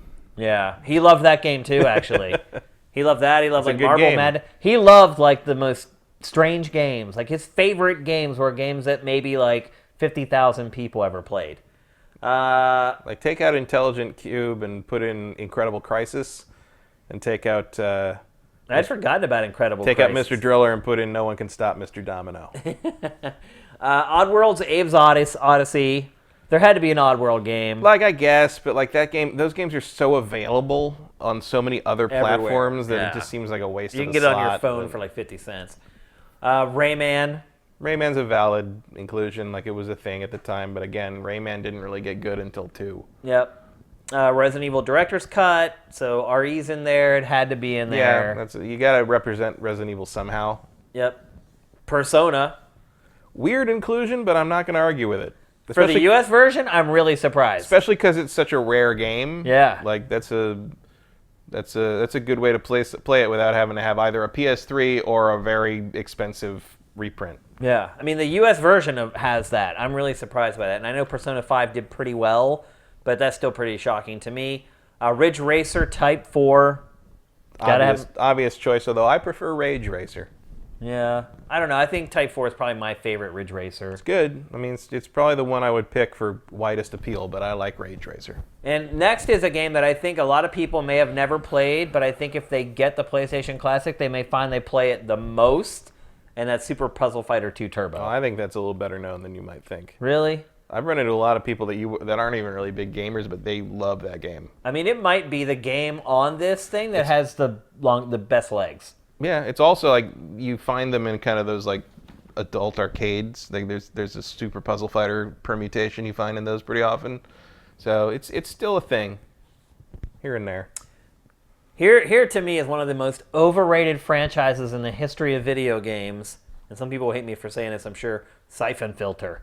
Siphon Filter's garbage. It is synonymous with the PlayStation brand, yeah. Oh, but yeah. that franchise to me has always been terrible. It's I've awful. never enjoyed one entry in that franchise. No. To me, Siphon Filter was, I don't have an N64 and I can't play GoldenEye. Yeah. So, no, Siphon Filter's better. It was like a weird it was like, is that, and kind of like they intentionally sort of made Gabe Logan look like weirdly like Solid Snake, like he had a kind of a gray trying outfit to fool and sort people, of thing. yeah. But then he ran like he had a load in his pants, so it didn't really work out. A lot of characters on the PlayStation 1 ran like they had loads in and it their also is like pants. Siphon Filter's the name of a virus in that. I mean, it's like honestly, a weird Snape name for runs anything. like he's got a load in his drawers. Well, I'm beginning to wonder if Hideo Kojima has ever actually seen someone run. I know.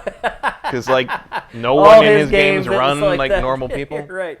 Tekken 3, we already knew about that. Great entry. I mean, if you're going to pick a Tekken, that's probably the one you would want. Twisted Metal, which that was on our wish list when we talked about it the first Rainbow time. Six. Oh, I did. I totally skipped Tom kind of Clancy's says Rainbow something. Six. But Right, because I don't even remember Rainbow Six on the PlayStation. well, because this was when Rainbow Six was like a hardcore tactical game. Right, where you actually assign people to go Yeah. in here and do this. I never really enjoyed Rainbow Six when it was like that. You spent more time planning the raid than actually playing Well, because it. the raid would last like 15, 20 seconds. Yeah. Like you go in, it would just execute and happen. it You're like, should. is that it? Like, Yeah, I mean, that was the appeal at the time. Marcus Beer loved the old Rainbow Six games.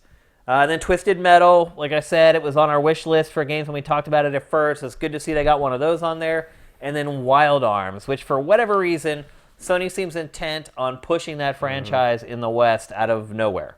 There's a mobile game coming up soon. I like Wild Arms. It was the RPG I bought to tide me over when I bought the PlayStation 1 earlier in the summer in preparation for Final Fantasy VII, and I ended up liking Wild Arms better than Final Fantasy VII, so that worked out for me. That is a list. That is a list of games that came out on the PlayStation. Yeah.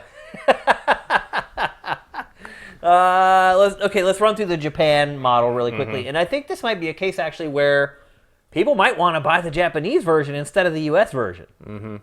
Arc the Lad 1 and 2. Arc the Lad. That's another franchise that was pretty big in Japan. It's never really had the same traction in the West. No, it was one of Working Design's last big releases. They've all been released here, but they just haven't done especially well. Armored Core. Great. Only in Japan, which is odd. Yeah. Okay. I mean, I thought that franchise was pretty big here.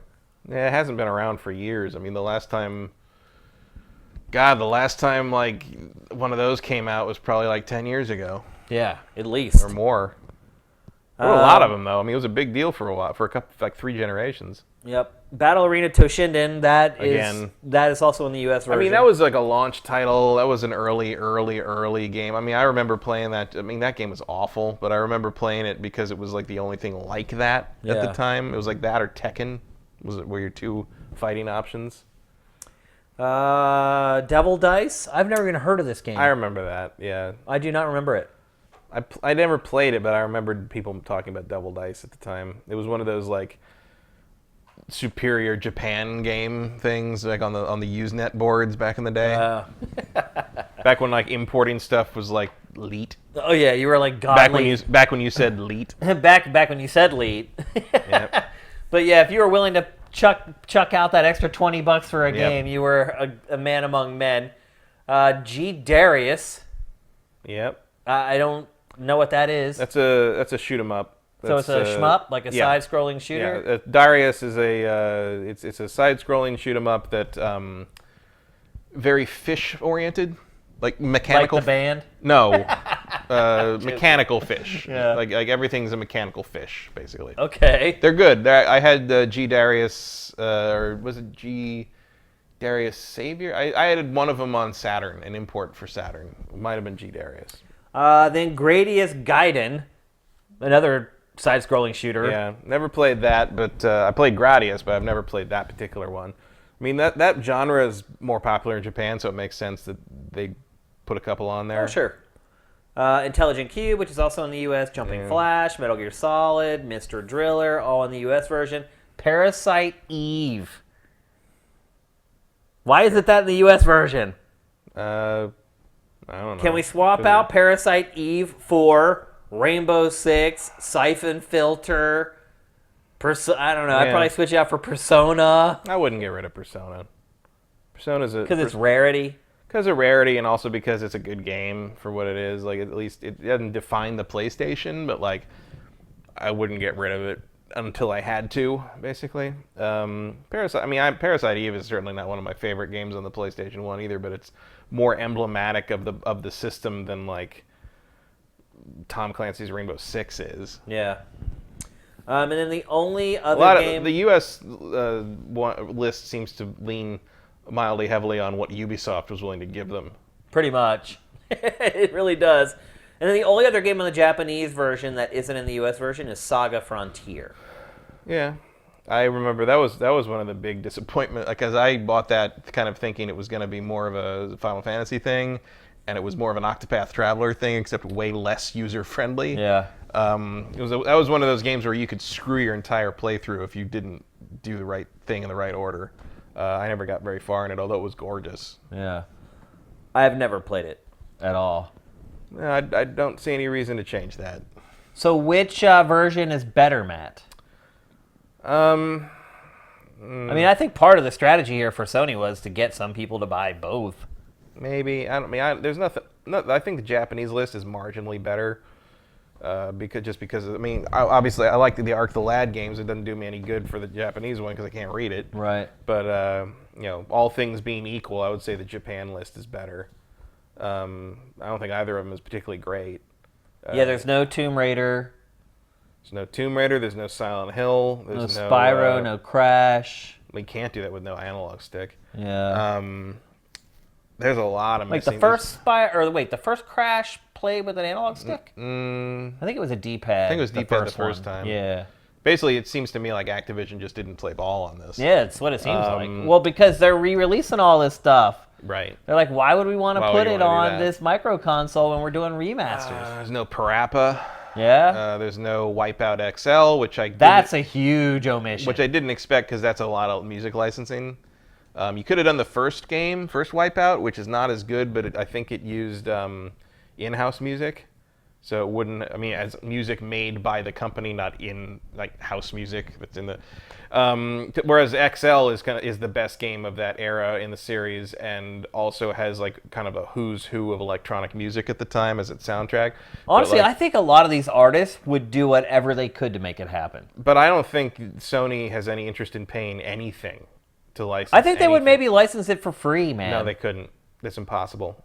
$1. No, we couldn't. Like, the artists don't make that choice. Like, the recording company... Whoever owns the recording. Whoever owns the recording says that the music company doesn't care about any of that shit. They're just going to want money from Sony. Right. Sony probably does own the rights to some, but I bet Sony's probably set up so that if like Sony Entertainment wants to do something with something Sony Music owns, they have to pay Sony Music something. No, you're probably right. So I never expected Wipeout XL to be on this because of the music issue, but like it absolutely should be on it because it's one of the defining games of the system. I don't like the game, but Chrono Cross should be on there. Final Fantasy Tactics should be on there. I could probably give you 3 full lists better than these. Than what was just put off in. of what's in my closet. Yeah, it's not. It's like you said though. It's not just as simple as saying, No. we want these 20 games. These are the 20 best games, and we want them on there. That's not Right. how You're it kind of works. like doing like it's all. I mean, one wonders if there will be a PlayStation Classic analog edition later, where Right. they you put Colony Wars and all that stuff in there. You know, like the analog stuff later. Who knows? There has yet to be an analog stick on a micro console. Yeah, Ace Combat. Yeah. There's no Ace Combat games in there. Was there?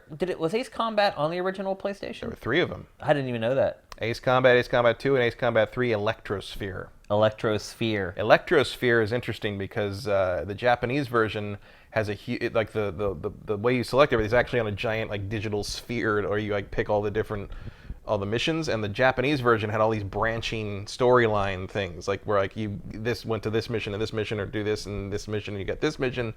And they cut all that out of the American version. They cut like a third of the missions out of the game and just had it be a linear game. So one of the holy grails of Ace Combat fans is a remake of Ace Combat 3 Electrosphere for the Western audience that includes all the content we didn't get in the original release. Will never happen. No. Definitely not. Unless Ace Combat 7 suddenly sets the world on fire and all of a sudden we just need more Ace Combat now. Yep. So we've decided that we could come up with a better collection of games for these consoles, but the big question is, should people pay for it, buy it? Will you buy it? Probably not. Like I don't think it's $100. That's a lot of mediocrity for $100. Like what would I play? Like I would probably poke around at Metal Gear Solid and Resident Evil and Persona, and I'd probably play a few rounds of Ridge Racer and Street Fighter Super Puzzle Fighter. Yeah. And then it would go on the shelf. I mean, to be honest with you, I have not really played my NES Classic or SNES Classic all that much. Mm-hmm. Like, I got them, played them for a few hours the first day I got them, and then put them back in a box and just stored them. I played through a few things on Super. Well, you Super brought the Nintendo. one in for the Patreon marathon that we did, Yeah. and we played that for a while. And then I went home and I ended up playing it a little bit more, and then never really touched it again. Yeah, I played through a full game of Star Fox 2, and that was interesting. But the other thing about the PlayStation 1 is I think the PlayStation games are ugly. I think they were ugly then. I don't think they look any better now.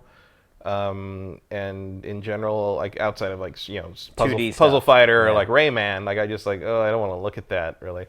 The other thing is, of course, I have a PlayStation 3 that's completely backwards compatible with any of the PlayStation 1 games I still own that I want to go back and play, and I don't really see the point of this. Whereas like one of the appeals of the NES Classic and the Super NES Classic is that you can't just plug those old systems into a modern television. Yeah. Had HDMI out. Yeah. Yeah, whereas like the backward, I mean, obviously you have Virtual Console, but the backwards compatibility on PlayStation 3 is just like take the disc, put it in, it works. And it plays, yeah. So there's no issue with that. So I pay $100 for this for the privilege of what? Are you going to buy it? No. No? I have a pre-order. Are you going to keep it? Probably not. Like, I just don't know what I'd play. Do you see this becoming like the NES and SNES Classic, where on eBay they're selling for 3 times their value? And I would be surprised by that. I mean, obviously, I'm a little older than probably the target audience would be that would want to play that. I think who didn't experience this stuff when it came around. Well, no, I think you did. I think your target audience was about 12 when this came out. I was like 19 or 20. And I liked it, but it wasn't special in the way that, like, say, the Super Nintendo was, where like Super Nintendo I was 14, 15 at the time. Yeah. Young and impressionable. Yeah, but I think whatever you play when you're around that, those teenage years, whether it's because like those are the best years ever and like you enjoyed all the things that you did when you were that age, or because they were the worst years ever and you used those games to escape from it. Right. Yeah. Either way, I think you're going to have an attachment to the games that were that era. For sure. And particularly the games or whatever system or whatever you played at the time, that nothing else really matches in that regard. And I think Super Nintendo taps into that for me, although Genesis taps into it more. but was the 16-bit era was that sweet spot for me. I think if you're aiming at people a little younger than me, you're after that sweet spot for PlayStation, and I can't really predict what they're gonna do. Whereas I certainly didn't expect the Crash Bandicoot collection to sell the way it did. Yeah, me either. Yeah, we were both caught off guard by that. Crash Bandicoot ain't in this. So That's true, but I think it does show though that there is a thirst for the games from that era. Oh yeah, there's apparently not from me, but a very deep thirst for the aggressively mediocre games that define this list. Frankly, like if it was like full of like the best of the best, even if it didn't include the analog era stuff, like I would be more but it's like, I mean, I don't know. Like maybe there are enough Ryan Davises out there that can't wait to play Mr. Driller again. Right. For me, the PlayStation 1 was the best-selling worst console of my lifetime. As far as how well it sold versus the quality of the software that was on it. Mm-hmm. Like the 3D stuff to me on the PlayStation 1 is almost all disposable. 2D stuff is fine because 2D is evergreen. It never gets old. But most of the 3D stuff on the PlayStation 1, I can't even bring myself to even want to play it anymore. So, but remember, I last time we talked about this, I said like that's the next like hotness for like indie games, and like making them look like crappy making them look PlayStation like with the 1 shimmery games. textures Right. and the weird seams and everything. Yeah. And then like everyone's got hands that are just like bricks with like clumsily drawn fingers on them. Right. And then like a day later, like they put out some indie horror game, put out a trailer, and it looks exactly like that. Yeah, I saw that. It was like there's. I have a feeling that game will not sell very well. But we'll see. You never know. But yeah, they're coming out. Well, I think the date was on the trailer. What was it? December 3rd? Sure. Coming late in the holiday season. Real late. Yeah, it's not going to be there Like for Black Friday. Yeah, not going to be there for the impulse buy crowd. It might actually give you a chance to get one if you want one, in all honesty. Yeah, I mean, it doesn't seem like it's like super crazy to think it'll be around. I mean, I don't know. I haven't actually looked at it yet. I mean, I know this pre-orders seem to go away after a while. I don't know if that's I still haven't seen them, but I'm not doing that again. I'm not like following Wario64 on Twitter all night, like waiting for some link to go up for me to go there and input all my information and then hit submit and for it to say sorry. I'm done with that. I'm not doing that ever again. Like, it's not worth. To me, nothing is worth it. It's one thing to do that for Super Mario World. It's a very different thing to do that for Siphon Filter. Absolutely, that's a good point. So,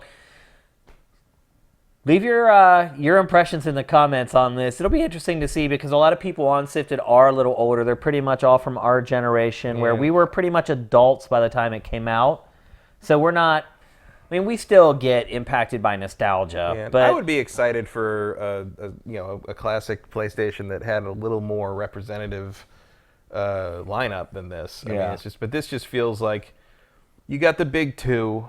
And then you kind of filled in the slots with what else you could get. Yeah. And it doesn't feel like a very carefully curated list. And I don't think you can say that about the NES Classic and the Super NES Classic. There's a couple duds on both of those. There's a few but I things would argue that half of the games on these are borderline. Yeah, but I feel like you could definitely say whether you're missing one or two things here and there on the Nintendo ones. For the most part, I'd say those two systems showcase the best of the best on those consoles. Yeah. Certainly from a more mainstream perspective, whereas this does not do that. You've got Final Fantasy VII and Metal Gear Solid and a bunch of also-rans. This thing will probably get all hacked up too. And they'll have like homebrew running on it. You'll be able to get all the games from the Japanese version. And I saw a thing where people don't think that's going to be necessarily plausible. Really? Based on how big ROMs are for these things, because CDs are not cartridges. Right. Yeah, you're right. That's a good point. So we'll see. Yeah, we'll see how that goes. So there you go. December 3rd, basically $100, launching worldwide, same day. Mm-hmm.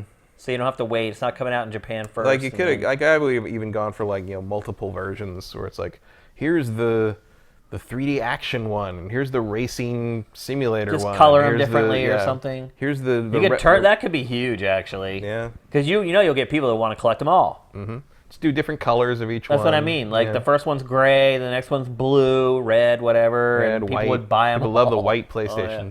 That's right. They never did a ton of colors of PlayStation in the U.S. No. Well, the white one I remember was like the dev, like a special one or something. Right. I remember the dev kits were white or something like that. Yeah. If I remember, white or black, I can't remember. But yeah, they didn't do a lot of colors. N64, on the other hand, holy moly. Oh God, It's like, taste the rainbow. there's probably what, like 10 different colors of the N64? Oh, way more than that. Really? I think there were like 7 different of just the see-through, like Jelly jelly one? bean colored ones. Yeah. I thought there were 3 of those. There were tons of those. It was more than that. There was definitely more than that. It was a whole rainbow of them. There was like an ad that had them like all like spread out, and then you had the regular gray one, and you had like the Pikachu eye-searing yellow one, and you had the green one, like the solid green one. You had like a red one, a regular solid red one. Yeah, they went on and on. Like They definitely did a lot more than PlayStation, that's for sure. So, all right, let's move on. We're going to talk next about, well, actually, what's going to happen next is I'm going to eat a little bit of crow. So you guys probably remember, if you've been watching GameFace for a while, that I basically at one point called for Phil Spencer's head. I was like, Phil Spencer needs to be relieved of his duties, or he needs to step down. I was not a fan of the direction the Xbox brand was going in.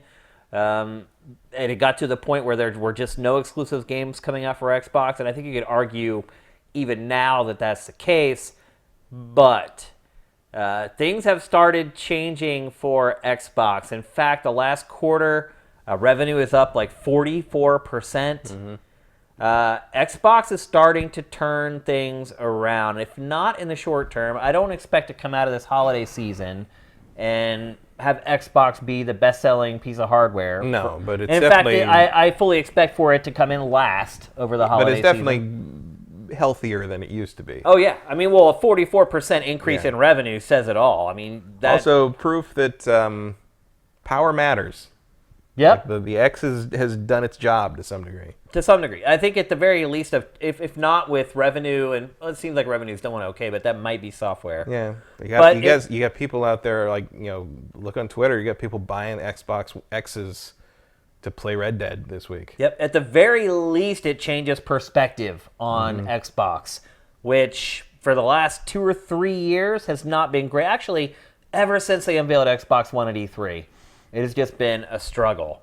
But I was of the mind that it was Phil Spencer's fault, and I would still say probably a lot of it was his fault, and that he should probably be let go, and they should bring somebody else in there to handle that. Well, Microsoft didn't. They kept Phil in place, and since then, Phil has done a great job of turning things around. And again, I don't think it's one of those things where the proof is in the pudding. We're getting all these great games now. I'm so glad I have an Xbox right now. But it's more seeing what's coming and how the changes have been made so that Microsoft is setting itself up for for success in Generation 9, essentially. And to me, like, I thought the Xbox One X was crazy. I'm like, why are you putting out this hyper-powerful console at the end of your cycle, essentially? I see it now. I see why. Because I feel like Microsoft wanted to reestablish supremacy before people needed to make that big decision in the next generation. So people like you bought the X. The hardest of the hardcore bought the X. The evangelists of our industry. The people who convince their friends that you need to buy this instead of this. So once perceptions among that group started to change, then it all trickles down and filters out to all the sort of the halos around those people. And I think that's exactly what you've been seeing happening. I think you're right. I think a lot of people now are starting to say, well, Xbox One X, if I want to make things look as good as possible, that's the platform that I buy it on. And I have a feeling that consumer confidence is something that is going to translate outwards into Generation 9. I think people will have the perception that the Xbox is at least of equal power to whatever Sony puts out. I don't think they will ever put another system out that isn't markedly more powerful than the PlayStation it's competing with. Yeah. I mean, there's going to be like lag time, obviously, because the PlayStation 5 is going to be more powerful than the Xbox One X. But the next time they put something like Sony, I don't think Microsoft is ever going to bunt on the hardware again. Like, that was their biggest problem, was they put that slow RAM in there, so they got to have more RAM, so they got to run their bloated OS on it to be the set-top box. No one was thinking about games, at any point. And then they brought out the X, which is, I didn't even buy it for games. I bought it so I could watch 4K discs. Right. And it's become It's like the PlayStation 2 all over. Yeah, it's become my default system for anything that doesn't, if Digital Foundry doesn't say outright it runs better on PlayStation Pro, or if it's a PlayStation exclusive, obviously. Right. But everything else, I'm basically going Xbox. You've completely flipped. Pretty much. Again. In the span of 10 months. Yeah. I completely flipped to PlayStation 4 when we moved to the new generation. I mean, I'm still there, honestly. Because there's no brand loyalty to me. Like, I will always go to whatever provides the best experience. Me too. And right now, that's the X. I don't care what name is slapped on the piece of plastic with transistors inside it. Like if Tommy Tallarico puts out an Intellivision that runs Red Dead Redemption at 8K, I'll play that. I'll buy Tommy Tallarico, and he can call it like Tommy Tallarico's console, and I would buy it. It could be the Tallarico Vision. Yeah, I mean, honestly, it really is the way to be. Like, it's been funny this week watching like the Red Dead Redemption stuff on Metacritic. And watching all the Nintendo fans flip out that it may unseat Ocarina of Time and watching them carpet bomb the user reviews on Metacritic. Man, if you just break free of all that, everything changes. Everything is so much better. Like, living that way it's just no way to be. And I get why. To be fair, they don't have anything to play right now. So. Yeah, that's a good point. They're just waiting for They Pokemon. have plenty of time to carpet bomb reviews on Metacritic now that there's nothing to play on the Switch. That's the best way to wait until Pokemon is out. Yeah, to make another game look bad. I don't really get that whole way of thinking, but it has been a pretty miraculous turnaround for Microsoft in relatively short order. Do you think that it's all because of the X, or do you think even the average person even knows about all the studios that Microsoft just bought? I don't think they know that. Yeah, I don't either. But I do think they've revamped the OS tremendously. It's not as sluggish as it used to be. It still doesn't make a whole lot of sense where my cursor goes when I hit left and right every time. Nope. It's still a messy interface. I don't like it very much. But I also don't like the crossbar thing that PlayStation's been doing for 2 generations. So apparently I just don't like interfaces at this point. I'm very happy with the Xbox 360 Blades interface. Yeah, the blades are fine. That's great. It works perfect. I like the Switch interface just fine. It puts things there, and I can scroll through them, and I can pick them, and I can see them. Like, or you download something, and it's there. Yeah. Like when you boot up your console, whatever you just downloaded is right there on the home screen. I don't have to go through like 4 different back out to this and hit this and go to this to like see crap, dude. Why do I have to select stuff to appear on my home screen? I don't have anything pinned. I just look at the front, and I go to my little game section and pick stuff. I don't use any of those features at all. Yeah, they're overthinking it too much. But how much do you think, so since you agree with me that you don't think that the purchase of these studios has kind of resonated outside otaku, do you think it was all the X? And do you think a lot of people even really, one, realize that the X is out there, and two, that it's several magnitudes more powerful than... I think they know it's out there, but I think one of the reasons that I think it's kind of the opposite is like the X drove down, and it's continuing to drive down the price of the S. And I can't remember exactly what the deal. There was some deal for the Xbox One S this past week where like basically you bought like this game and this game or something, and you got it for like $150 or something. Yeah. Like it was crazy, and like they're just the X gives them the leeway to push the S in a way that just gets it into people's hands. And they can still push the Ultra HD angle with the S. Yeah, it still has. Everyone a lot of is getting their 4K TVs now. It's like 4K TV compatible. And so that's good. I mean, I think they just made they made the whole brand a more attractive proposition, and they're slowly, Forza made a splash. Absolutely. I think you're slowly, I've had some of my more casual friends who haven't owned an Xbox ever, like coming to me and be like, "What's this Forza Horizon 4 thing? Looks pretty cool." I'm like, yes, it's really it is. cool. Yeah, it absolutely is. And so I think they've finally had a couple things on the system that are desirable, which has not been true for a long time. Sea of Thieves, even though it didn't really hit with us, it seems to have struck the mark with a lot of people. I gotta say, I've got a bunch of friends from up north I used to hang out with and play games. This was the group that I played like.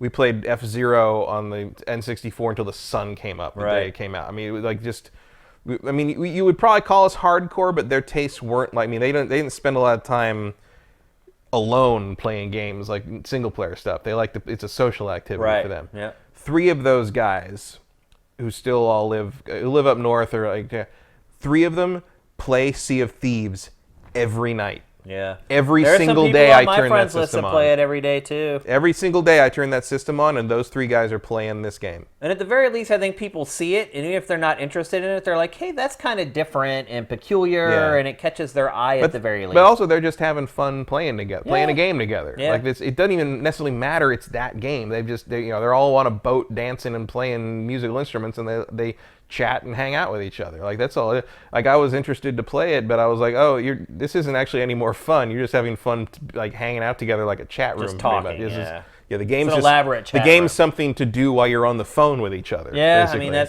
that's pretty accurate, really. I don't think there has been a magic bullet for Microsoft. I don't think there has been one thing. I think it's been a total accumulation effect between.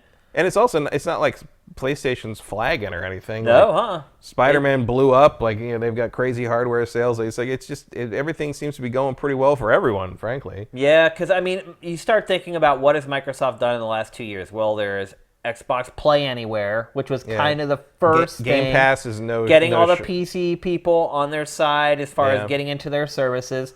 Game Pass is a crazy deal. Game Pass was kind of the second project, and then I think maybe what turned the tide more than anything, but again, it's an accumulation effect, was the backwards compatibility stuff. Yeah. Because they push it hard. They put out trailers every week showing what's new in backwards compatibility. They put out press releases for it every week. They really pump the tires on it like big time. There's a ton of people that had Xbox 360 that have this stack of games that they took someplace and said, we'll give you 50 cents for each one of them. And they're like, no, screw you, it's worth more than that. And now they can actually play those games and they look better. So you start to add and then they buy the studios and then they put out Xbox One X. It just seems like Microsoft has managed to turn the Titanic, which is something that does not happen in business like ever. I would say the console industry is an industry that's more apt to be forgiving. If you think about the PlayStation 3, like with PlayStation 3, people rejected it out of the gate, but even at the end of its run, a lot of its fans had come back and said, you know what, now that you've had a couple price drops, and I still like you, PlayStation. So to me, console gaming is one of those industries where your fortunes can really shift from one 5 to 7 year period to the next. But still, I mean, Microsoft was, and it still is in third place, but it was in third place and fallen hard. And it has managed to pick itself up by the bootstraps and get itself to a place where it's not only a viable business, it's a viable business for the future. Because if you look now at companies that just do hardware, they're all doing terrible. It's the companies who used to make hardware that have transitioned into a service operation that are thriving and primed for the future. And Microsoft has already done that. It already has Xbox Game Pass. It already has Play Anywhere. It already has a great program for its backwards compatibility. In a lot of ways, it's kind of usurped what Sony has tried to do the last couple of generations, with PlayStation 3 Fat being backwards compatible with all PlayStations before it. Well, obviously, it ditched that for the future iterations of the console. And Sony has PlayStation Now. It has PlayStation Vue, so it's also transition into this service-based company, and I think that's where it's going, and I think it's why it's smart also for Nintendo to launch Nintendo Online. Even though I feel like I basically just flushed $20 down the toilet, it was only $20, and I'm assuming the service is going to become something bigger and better, and as Cliff would say, more badass as time goes on. So I subscribe to that just so I could preserve my Zelda save. Yeah, I mean, I think most people have found a reason to plunk down the $20, and obviously the fact that it's only $20 helps a ton. Yeah. So, but I feel like you come on, you do a show like this every week, you sit and you talk for 3 hours, and you kind of share your opinions on things. You're not always right, and this is one case where I was absolutely wrong, and I'm man enough to come back on the show and admit when I was wrong. I mean, Phil Spencer has turned this company around, and I was calling for his head. So much respect to Microsoft for sticking with it. I was also afraid that the mothership may be like, hey, it's time to cut our losses and get out of this. It didn't. It stayed the course with the Xbox brand. it stayed the course with Phil Spencer, and suddenly things are turning around for me to a point where I believe Microsoft has a very legitimate shot to take back first place in Generation 9. Yeah, so Sony definitely better not underestimate them coming out of the gate for the next generation. Which is what Sony has done in the past. Sony has been more guilty of resting on its laurels than any other platform holder, in my opinion. Yeah. I mean, yeah. And assuming and taking I don't have a advantage counter of its to that. customers and its fans. Every single time, as they say, as Twitter says, arrogant Sony's coming back. Yeah, I hope not. I mean, it would be great to see both of these companies hitting their stride at the same time. I have a little bit of hope in the sense that they back down on the crossplay thing. That helps. Like it seems like maybe someone's listening to reality in there somewhere. Yeah. Because you got to get, just go back to the run up to the PlayStation 3 when it was just like, the HD era begins when we say it does, and all that cyber world and the cell processor, and we have made the most beautiful thing in the world. Please do not criticize it. And right. I mean, it was. I mean, part of that was Kutaragi believing his own hype, but yeah, I hope Sony keeps. I mean, I hope they will keep it in perspective. With Mark Cerny with Sony's here, I feel like that's not going to happen. Like Cerny's got a very clear view of things. We've never seen even if he does keep making knack. Yeah, we've never seen both Microsoft and Sony at the same time going full bore. Yeah, height of their game, like no mistakes. We've never seen that battle. Never been We've seen Sony drop the ball, and then we saw Microsoft drop the ball. So what happens in Generation 9 when both of them... Yeah, what happens when Godzilla fights King Kong? Pretty much, yeah. I would love to see that. So, and I think we're going to see that. Mm-hmm. And then you got Nintendo over in the corner over there saying, Sony's hey... Godzilla and Microsoft's King Kong. Yeah. Godzilla's from Japan. United States. Yep, absolutely. I thought that's what you were saying right away. Yeah, well, I didn't think of it. I was like, that was a great analogy. I was just thinking Titan versus Titan, right, and then I think, oh, that actually really works. Yeah, absolutely, it does. But in that scenario, I have to root for Godzilla because I don't like King Kong. So. All right, so there you go. I like to try to admit when I'm wrong, and I was absolutely wrong in this case, and I'm here on GameFace. I admit I did feel like you were being a little hard on Phil at the time.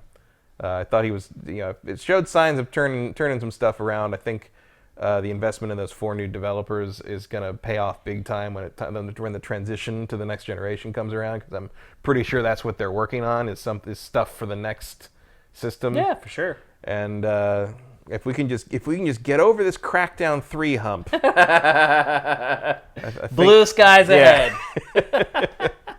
All right, let's move on. We're going to talk next about Thronebreaker, The Witcher Tales. You may wonder what the hell that is. Well, it's actually Gwent. If you played The Witcher 3, you should be familiar with Gwent. It was a card battle game that was embedded inside The Witcher. CD Projekt Red decided to crack it out and make it its own game like 3 years ago. Yeah, by reinventing it completely. Yeah. It's not the game. I mean, the game in the... First off, the game in Witcher 3 was like... Let me admit something before we go forward. Mm-hmm. I never learned how to play Gwent. Well, it wouldn't help you now because the standalone game is utterly different from the... I tried it in The Witcher 3 so many times. I could never figure out what they wanted me to do. I ended up winning rounds completely on accident. Yeah, you just get more points. Yeah. That's all. I like Gwent. Because I've played that game 3 times, and I 100%ed the Gwent stuff every single time. I loved it. I haven't gotten super into the standalone game because it's early access. It's not early. It went live 1.0. It's finally released now. With the release of this. Right. They're 2 separate games, but they upgraded the Gwent standalone multiplayer to 1.0 when they released Thronebreaker. So I feel more. I'm not a fan of like games with microtransactions before they're officially released. It's just a thing where I'm like, I'm gonna wait until I'm sure you're a real thing until I throw in money. The imaginary was cards. Like that, wasn't it? Yeah, but like at a certain point, Hearthstone was like sort of like the PUBG thing, where it's just like, yeah, it's early access, but no one thinks about it anymore. Yeah. You know? Is Hearthstone even out of beta? It may still be in early access. I don't even know. So, and this Thronebreaker is the campaign for the Gwent standalone game, which originally was going to be a free like update for the Gwent game, but at a certain point they seem to have gone so far off into the weeds. Well, they spent a lot of time and money. They accidentally made it like a giant RPG, like with like an actual really crazy story and like a whole thing going on, like a campaign and a giant world map and the whole. I mean, this, it's it's $30. It's $29.99. That's a lot. It is a lot. Gwent is still free to play. The multiplayer game is still free to play. Well, I assume you're going to buy decks. Yeah, you want to buy the packs and stuff, and it is tempting to buy the packs because they got the troll. They got a troll there, and if you've played the Witcher games, the trolls are sort of, they're monsters, but they're sentient. They can talk, and they're sort of like big, dumb, like adorable, funny things, and like. So there's a troll, and the troll is in the Gwent game. The troll, you get barrels, you get big barrels, kegs of cards, and we buy the keg, and you go to open the keg, and the troll picks the keg up and smashes it, and all the cards fly out.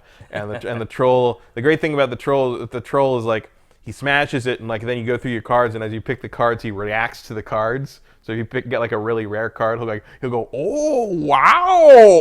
It's like I don't know what I love the trolls in the Witcher games, and they're no llama pinatas, Matt. No, apparently not. But they have personality, and so there is actually stuff you can unlock in the Thronebreaker game that you can then use in the multiplayer game. So that's probably one of the big incentives. Absolutely. Is that playing? Wait, you buy this separately? Buy it separately, but it interacts with the multiplayer free-to-play game. Interesting. Because it is the same thing. It's right. The same roles and this cards. This is actually a pretty good way to learn a lot of the weird mechanics. So the way this game works is it focuses... Wait, before we move on, since we talk about the story yeah, first, does this star the main characters from The Witcher 3? No. The game focuses on you play as a character named Queen Meve. She is a queen of two northern realms, kingdoms, Lyria, and another one I don't remember. She was a minor character in the first Witcher game. She was part of the meeting of kings at the end of Witcher 2, where they all got together to decide what to do about Nilfgaard, who was planning to invade. If you played Witcher 3, you know that Nilfgaard did, in fact, invade the following year, and nobody did anything about it, really. Yeah. So this begins in the year before The Witcher 3, I believe. So Nilfgaard has not invaded the Northern Realms yet, and she is leaving the meeting from the end of The Witcher 2, when all this starts to happen. So the way it works is, and she was, I don't remember if she was in the books or not, but she was definitely in the first game briefly. And it was a way you could actually turn her into like a mutant monster thing, like zombie version of her with like a lot more skin showing for no apparent reason at the end. But this, well, you know the reason. This seems to imply that she did not become a mutant at the end of the first game, in the official timeline, I guess. So you can see here that like you get a big open map, a big map to run around. It's got a pretty cool art style. It looks like kind of a storybook thing. It's couched as the very open, like the framing device is that like there's a two guys in a tavern bringing a prisoner to a queen. You don't know if it's her. Maybe, I don't think it's supposed to be her, but bringing him to a queen. And they go to unmanacle him because he's been behaving well. It looks like it might be Geralt from like you see him. He's like in a hood and kind of see him in the back, but it looks like it might be Geralt's chin. And then they're like, "Storyteller, tell us about." So the storyteller starts telling this story. So it's all told and narrated as though like they have individual voice actors for like Queen Meve and all these other characters, but. So the voice actor for the queen will say her line, and then the narrator will be like, "Said the queen." Oh, really? So it's all done like an acted audiobook almost, and they've got animations and like it's actually the production value is pretty far above what you might expect from some. I mean, it has to be because they're charging money now. And you wander around this big world map, kind of an action RPG style thing, and you can find. Resources, like you walk up to things and a little icon appear and you get wood and gold and men, like soldiers, and like you can use those to upgrade your camp, which lets you upgrade other things, gives you other advantages, or you can use them, you'll run across little question mark places and it'll be like, oh, there's a cave here, you can send two guys into the cave and get like a treasure map that'll show you another thing, but you'll lose two soldiers doing it, so like so basically you have to spend stuff to get bonus stuff. And then there's like side quests that can pay off in like scraps of either treasure maps or scraps of cards that you can then construct, because like you'll find a recipe for a new card and you have to use resources to build it and add it to your deck. And so the way the card battle stuff works is there's so far I'm only like 3 hours into it because I really didn't have a lot of time to dig into anything this week other than Red Dead. But the way it seems to work at this point is the big story battles are kind of a full game of 3-round game of Gwent using your cards and stuff. But then there's other battles where like something will happen, and a battle will only be so like there's puzzle battles basically. So like a puzzle battle, either you've got a set number of cards or you can use your own deck depending on which one it is. But basically, it's not a straight up game of Gwent. It's like you're playing against bandits and you're trying to stop their gold carts from getting away. So you have to build your deck so that you can do a lot of damage quickly because a gold card will show up and you have to like destroy it. I like that though. I like when they use a core concept like a card battle game and then they make you work that formula in different ways to achieve different results other than just winning no matter what. Right. And what that is doing is it's teaching you ways to think kind of laterally about how cards, form combos together and what you can do with all the because unlike the game, the Gwent game in Witcher 3, where like certain cards had abilities or things that would trigger when you played them, but they were more like the special cards. Almost every card in this game has a special effect of some kind or a thing it can do. Like there's almost nothing you play in this game that doesn't have some kind of potential to combo with 2 or 3 other things, depending on how you literally play your cards. Right. And so these puzzle battles and these kind of smaller battles are sort of teaching you how to use your cards in ways you might not normally use them in a straight-up game, but then you can apply that knowledge to a straight-up game and be a much more effective player. So it is a very useful tool to kind of learning, new ways to play with these. It seems to be a new deck. It's not one of the pre-existing decks because I haven't played a ton of the Gwent beta, but like it pretty much used the 4 standard decks. With everything's been redrawn, everything's been animated, yeah. Everything's been redesigned. So like, your Northern Realms deck in the new Gwent game does not play remotely like it does in Witcher 3. Like it's a completely different thing because the game in Witcher 3 was broken beyond all recognition. It was not meant for 2 people to play with each other, right? Because it wasn't balanced properly. So this is balanced better, but it's a far more complex game. And then what you're saying is, if I couldn't handle it in The Witcher 3... If you couldn't handle it, yeah, you're gonna be... But then this game Thronebreaker eases you into it in a more, a more... It's a steadier pace, I would say, as opposed to the tutorial in the Gwent standalone game. It's just like, here's this works like this works like that. Okay, go play other humans. It's like, no, you're gonna die. Like, it's like, this one sort of like is a nice slow build to like how this all works, and it kind of teaches you the ins and outs of your individual cards, and then like you slowly learn like certain puzzle things, like have a set like hand you start with, so you're like, okay, well I can clearly solve this with the cards the game gives me at the start of this thing. And then sometimes you'll have a puzzle thing where it's just cards you draw from your deck, and if slowly you begin to realize, you start to be able to identify like, okay, I do not have the deck to do this right now, because there's no levels, there's no like, you don't go up to a certain area and it's like, oh, this encounter is too high level for you. Right. It's like they'll let you just walk up and screw yourself, and then you just back out. It's like Dark Souls. Yeah, you just back out to the last checkpoint. You don't lose anything. There's not a bad thing happen, but it's like you will start to recognize like, I'm in over my head. I need to redesign what I'm doing, or I need to unlock new cards, or like whatever. And in the end, the story is recognizably, in the same vein as the other stuff CD Projekt Red has done for the Witcher stuff. It's very politically motivated. It's very based on choosing the, not necessarily good or bad, but choosing the evil thing that you can live with the best. I think it even says that a couple times. Sounds like the game we're about to talk about next. Yeah, it sounds like it even says it a couple times. It's like, you chose what you saw as the lesser of 2 evils. It's like, yeah, I guess so. There's no right or wrong answer. Everything's just a terrible choice you have to make, and you have to decide which bad thing. And like, there's even like a troop morale thing, because you are the leader of an army. That's what the card deck you're playing with represents. And like, depending on what you do, the army can have a positive or negative opinion of what you're doing, and that affects like how the deck works and how certain encounters go. So it's a robust thing. There's a lot going on there. It's very well acted. It's pretty well written so far, and And I'm enjoying it more than I enjoyed the multiplayer version because I don't actually find playing card games against random people on the internet to be particularly compelling. So this is definitely the best way to get me in as a gateway drug to the standalone Gwent game. So this all sounds great, but what I keep going back to is that $30 price tag.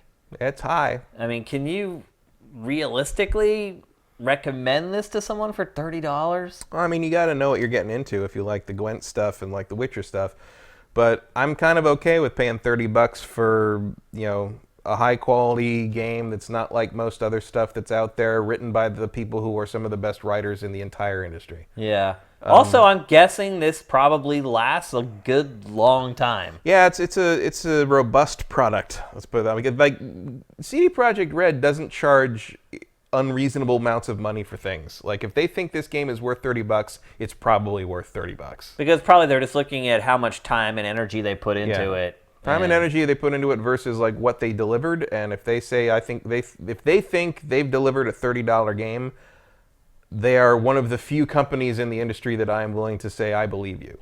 Now, do you see anything in this game where maybe someone who has not enjoyed card battle games in the past, it could get them over the hump? Do you think having the narrative built around it could... Maybe. I mean, the narrative is compelling. The action RPG sort of overworld is a fun sort of break from a turn-based thing. And the other thing is, like, it's the way it's worked so far, it feels a little more like a turn-based RPG in the sense of, like, you just have to learn consider the cards your abilities and learn what they have to do. Kind of the standard Gwent thing where you're, like, just building up your forces for 2 rounds to try to get a higher score than the other guy. Like, it's not that straightforward. Like, there's a lot more thinking going on in terms of, like, what you need to do in this particular match. And don't get distracted by... A couple times early on, I was, not paying attention. It's like, okay, I'll just get I have a way higher score than they do. It's like, oh, no, the obstacle here was not... level. Win the match through points. The object was... you have to defeat this one particular character, and you didn't even try because I wasn't paying attention. Right.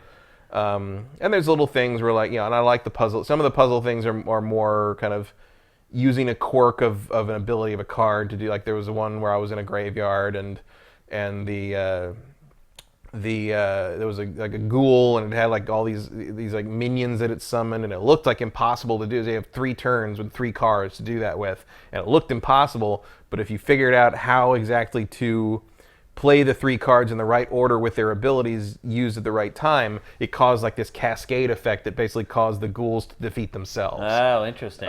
So it was almost like playing Tetris. Huh. It was like you set it up enough, and then everything just shatters. Like dominoes all tumble. It's always interesting to see which game or franchise ends up breaking a genre. So if you think about like match 3 puzzle games, looking back across the history of those games, what game did you think would probably make it a mainstream success? Well, I mean, I would say Bejeweled did it. Now, which would you think would make it a big success? Bejeweled. No, like, don't you think like Puzzle Quest would, because it wraps a story and characters around it? Well, I mean, but Bejeweled already made it that years before Puzzle Quest. Bejeweled had a story and a plot? Didn't have a story and a plot, but it made it mainstream. Oh. No, I'm saying, but looking back on the history, like, which games would you think? Because I'm trying to correlate this to Thronebreaker, because it's a card battle game that has a story structure built all around it. And so I just think Puzzle Quest is more of a desperate reinvention of a genre that no one can figure out what else to do with. Yeah. This is, I don't know. I mean, I've never played a card battle game that had a story that was this robust or right. So I'm trying to figure out if it's going to be the thing that makes card battling. And maybe Hearthstone's already done it, to be honest. But I mean, Hearthstone is the 800-pound gorilla in the room, but it has no story to speak of, or it didn't until that last expansion, basically. Right, but, the story, what my point was that the story with Puzzle Quest didn't help Puzzle Quest. No. And so maybe it doesn't help this Although genre the Puzzle that Quest much either. formula is sort of the go-to formula for every free-to-play match 3 game in the world now. Yeah. So, I mean, they invented something that mattered. It just wasn't the story that mattered. Yeah. This one, I think, it rides much harder on its characters and sort of the world. And it's, I do think it looks great. The art style is very appealing to me, not just on the cards, but if you see the world map, it's got kind of a really nice sort of sort of hand-drawn storybook look to it that I dig. When you hit the world map, you hit the Y button. I'm using the controller, but you hit the button and like the world map kind of unfurls like a piece of paper, and so it's a quality presentation. Speaking of which, if you have an old DS lying around, I highly recommend buying Puzzle Quest. Or just download any Match 3 game on the internet. I think but Puzzle Quest is different because it's an RPG that you play with Match 3 combat. Yeah, but so is Marvel Puzzle Quest and Ghostbusters Puzzle Quest. Yeah, but you can get a DS cart for probably like $2 now, and those games last for like 60 hours. You're paying tons of money for that. Really? Sure, because you could probably get it digitally for cheap. The Puzzle Quest games are everywhere now. Like you can probably get them on anything. I probably get them on Steam, I would think. Oh yeah. Puzzle Quest. I highly recommend it though. To me, it's the best of all the Match 3 games. Yeah, I mean, if there is such a thing, and of course, Pactor will fight me tooth and nail over that because he just likes Candy Crush. So to me, I guess the point I was getting at ultimately is that it seems like the most simple version of everything ends up becoming like the most popular. Although you could argue with Candy Crush, like maybe the secret is just to put a world map in. Right. That's true. Yeah. Well, I mean, Puzzle Quest had that. Yeah, but add some kind of coherence to right where you're going and why you're doing what you're doing. Some kind of context and that's all people to it. need. No, you're right. All right, we got to move on because we're running out of time, and we have the biggest topic of this week's show still to come. And it was also the only topic in last week's episode, and that is Red Dead Redemption 2. So, obviously, last week's episode was like 2 hours. I was shocked when we went back and put that thing into edit that I sat there and talked about that game for that long. Also, it was a nightmare cutting that show together. If you have not watched last week's GameFace, go watch it because we put so much work into that episode. I'll say this much. It made me realize, again, why I spent the money on a TriCaster. Because it literally took us like 12 hours to cut that episode of GameFace. By us, you mean you, right? Yeah.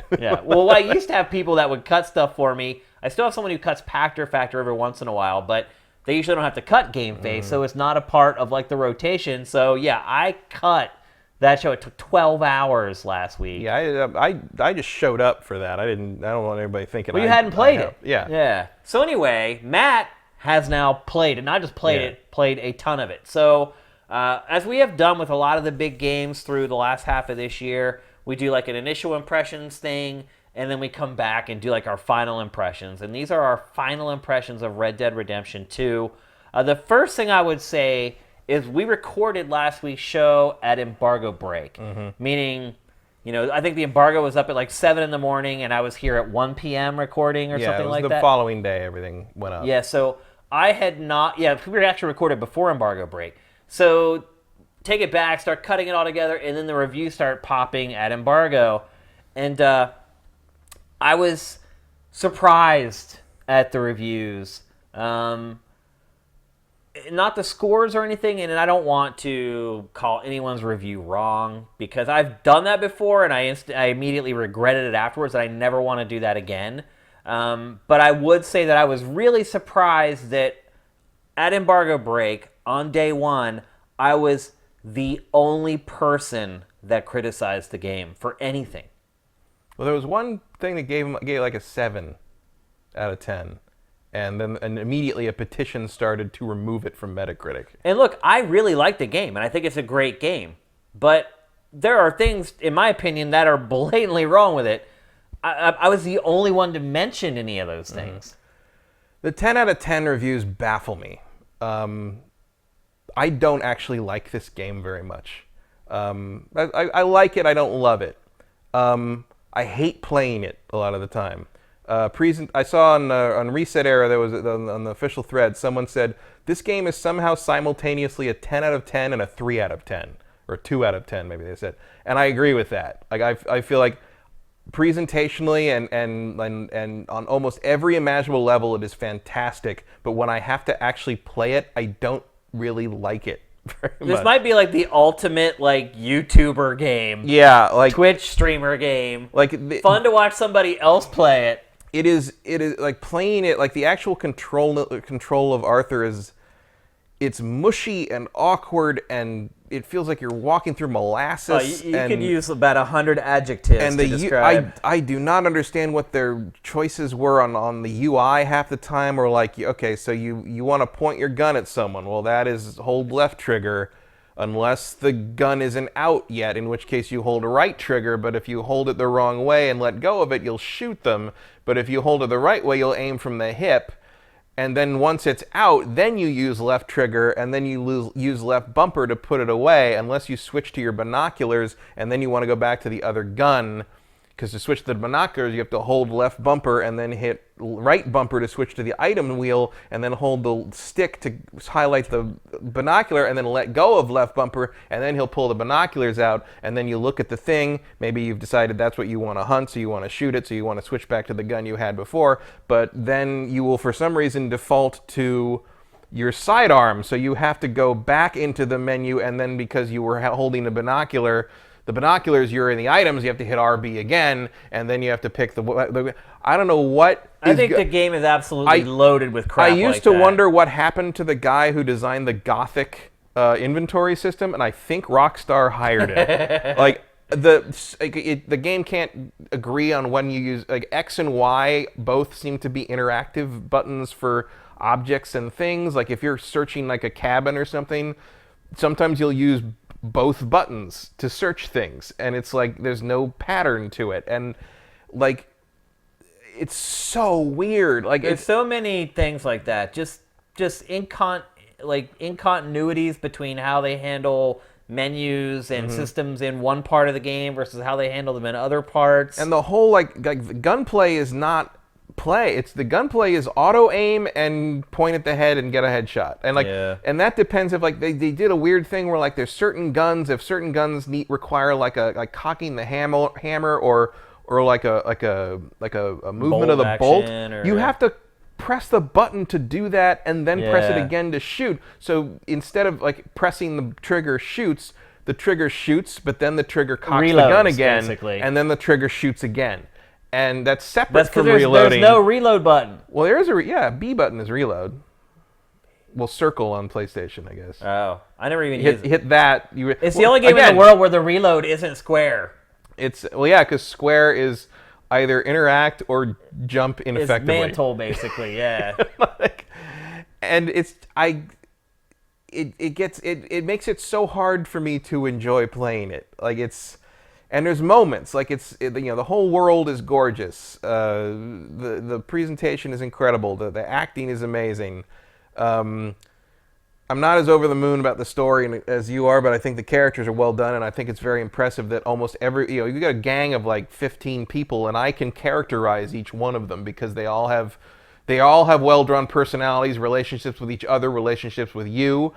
Things they want, things they like, things they don't like. They just through kind of ambiance of walking around the camp, you get to know these characters, and that to me is a very impressive achievement. And how they react to you after you do something. Yes, like that to me is a very impressive narrative achievement. I don't think the overarching story, and I'm not that far. I'm kind of on the cusp of Chapter 3. The game is very large. It's a big game, yeah.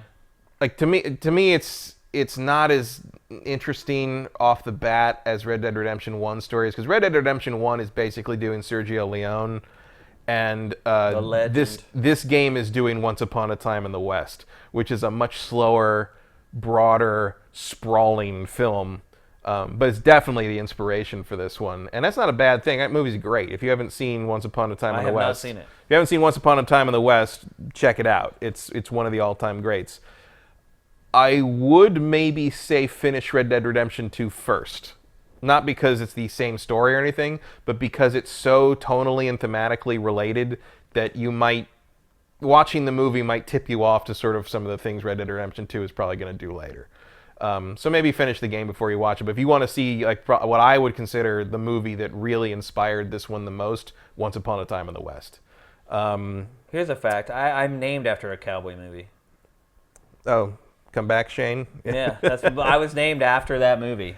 So yeah, I think I also agree with Jim Sterling, who also was pretty fair about it. I thought in his Jimpressions where he said all the emergent stuff in the world is really cool when you're in the mood for it, but when you just want to play the fucking video game, it just gets in the way. And that happens to me constantly in this game. This is another one of those cases, at least for me personally. And look, I've finished the game now, and I've made it all the way through it. But this is another case in our industry where the developers feel like realism is more important than anything else. And the problem with that approach is that it will pay off in some areas, but is a huge detriment in other areas.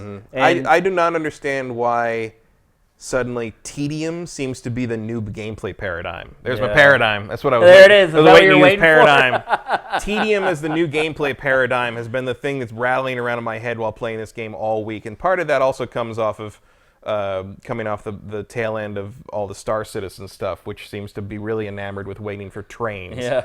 And like, why can't I move? Like, everything is so weird, and like I've had to explain to a couple of my more casual friends how the stamina and health systems work.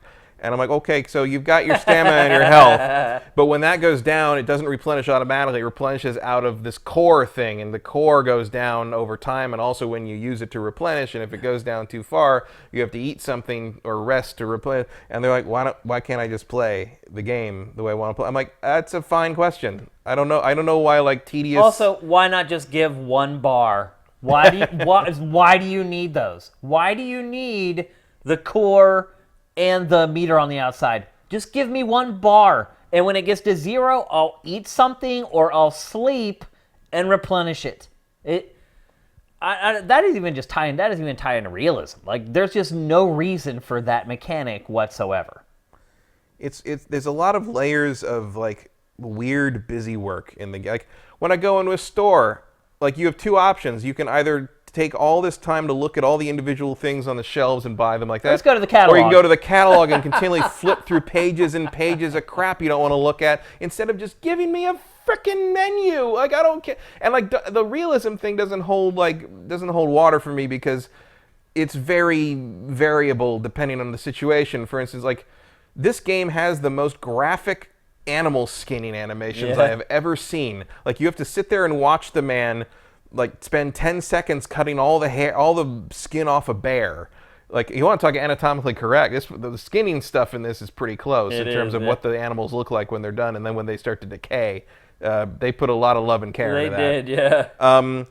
But then when you pick up like a small animal, like a small mammal, like if you kill like a muskrat or a skunk or something, Arthur like sticks his hands in its butthole and like pulls the skin off in one like ta-da kind of like flourish. It's like in Terminator 2 when the Terminator cuts its arm skin and like pulls the arm off. So Miles dicing. It's almost literally the same animation. It might be the same sound effect, for God's sake. It's like kind of whoop. I'm like, okay, and now we have a muskrat skin. Great. Which I think that's pretty funny. I think that's a funny animation, but like, don't give me the realism crap. It's not in line. That's not an excuse for not letting me fast travel back to the damn camp. To be fair, it's not Rockstar's line. It's not like Rockstar is like, hey, we set out to make the most realistic game ever. They just made the game and put it out. But when you play the game, it's pretty obvious that they try to strive for realism in everything they do. And a game I would compare this game to in a lot of ways is Shenmue. It's realistic. It makes you do things in a very methodical, slow, meticulous way, but it's realistic. And realism doesn't always translate into a fun video game. There are some people who that's all they want. Like I've talked about it before. I reviewed that Xbox snowboarding game, Amped Freestyle Snowboarding, a god-awful game, impossible to control. And then, like, we put up our review, and people are like, oh, it's realistic, and so it's okay to be hard or impossible. It's like, no, that's not. I don't sit down. If I wanted that, I would go snowboarding. It's like, I play games to do stuff that I cannot do in real life. And very much like Shenmue, having to pick things up and turn them over, and it's very slow. There's no way to skip the animations. You have to wait for him to pick it up, turn it over, put it back down. And so much of this is like a solved problem in other games. Right. Yeah, it's like Rockstar has not played any other video game since Grand Theft Auto 3 came out. And it's like I learned the save systems quirks the hard way when I went out and I was like, okay, I'm going to go pick up. It taught me the hunting stuff. So I'm like, okay, I'm going to go pick up some perfect pelts, which you get by using the right weapon on 3-star rated game, which you have to look at through the binoculars. A lot of item switching, and there's no. I really need a hotkey for the binoculars. Like, I don't know why that's not a thing. Well, apparently you use them a lot more than I do. I use them constantly. I hardly ever to do. spot prey everywhere. Yeah. And so I gathered up. I spent like an hour, a little over an hour, like gathering all these perfect pelts so I could bring them back to upgrade the base. It's not easy to get a perfect pelt. It gets there, but early on you're learning everything, and you don't have all the weapons you might need, and you have to study the animal, and then you have to look at the info on the animal. It'll tell you what to use to get the clean kill, and then you gotta sneak around and not because like I said, it's not easy. I mean the hunting is in depth. I spent a lot of time hunting, and like sometimes again the immersion stuff can screw you up. Like I needed perfect snake skins. So which meant I needed small game arrows. The only way to get small game arrows, or at least as the stores I had available at the time, was to craft them out of normal arrows and flight feathers. To get flight feathers, I have to kill a bunch of ducks. So I go down to the river and I go to find the ducks. And right as I'm about to kill the ducks, some idiot with a covered wagon rolls through and scares all the ducks away. And now the ducks are gone and the sun's setting and ducks aren't there at night. So I set up a campfire and I slept all night. I went back down. Now I was like 7 ducks. There's 7 ducks right there. Awesome. I pull out, and I go back to the damn horse because the game constantly resets all your weapons and puts them back on the horse. You gotta go back to the horse, open the menu to pick your weapons back out of the horse is a klepto or something. The horse is constantly stealing my weapons off my back and putting them in the saddle. The horse carries tons of weapons, but it loves carrying the weapons, apparently. So I pull everything back out, I go back out, I go sit down, I got the gun, I look at the ducks. Okay, I'm ready to do the ducks. I'll just dead-eye all the ducks and kill them all at once, and I'll just get tons of feathers. Right before I can pull the trigger, a coyote runs out and starts barking, and then all the ducks fly away. Yeah. And so I'm like, so I still use Deadeye, and I hit all the ducks, but now they're all falling in the river. The duck corpses are floating downstream. I'm running over, swimming around, grabbing ducks and throwing them back at the bed of the river shore so they don't fall over the waterfall. There's 300 yards That's the perfect down. illustration of what I was saying about the fine line with realism. It can make things so awesome, or it can make them a total chore. Right, and on one hand, there it is, both of them in one case. Right, and on one hand, it's cool that watching the wildlife in this game is fascinating because they all interact really interesting. Yep. It's a great bird watching sim, and as far as I could tell, the coyote was just being a dog. Yeah, just it was doing what running it's out, doing, barking at birds and scaring the birds away.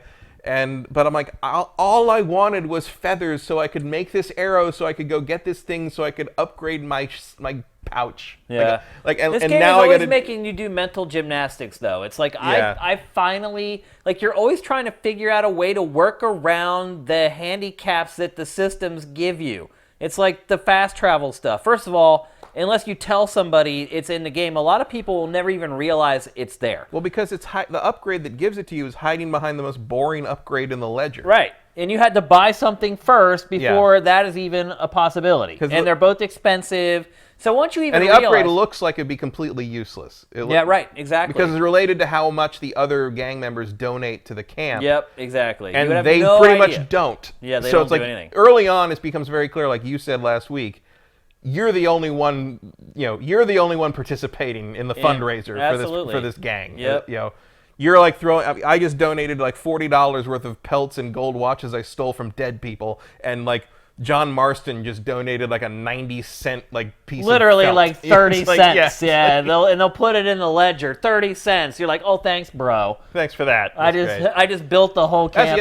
I find the currency system very Let me finish what I was saying about the fast travel. Because you're right that the money is but pennies matter. Pennies matter, but then you're donating $1 to a homeless veteran, but $1 in 1899 was $28 Oh, I know. today. Yeah, the conversion's insane. Oh, we're gonna have a few beers on me on that one. But what I was saying about how you always try to figure out how to work around the systems in the game, it's so you find, if you're lucky enough or somebody tells you about fast travel, you quickly then realize that you cannot fast travel back to the camp. Right. Why?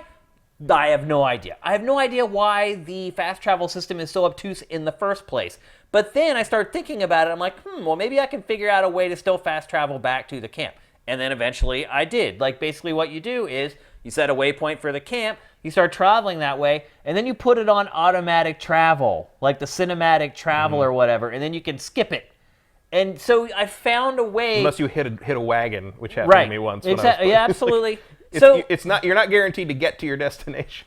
So I found a way to kind of fast travel back to camp. There's no reason I should have to do that. None. There's no way I should have to look at the way the systems are set up and then find a way to jimmy them to do what I feel like, first of all, I can do in every other video game, but also what I should be able to do in this one, which is a game with literally hundreds of miles of traveling that you have to do, that before you ever get your fast travel in the first place, you are well worn out on.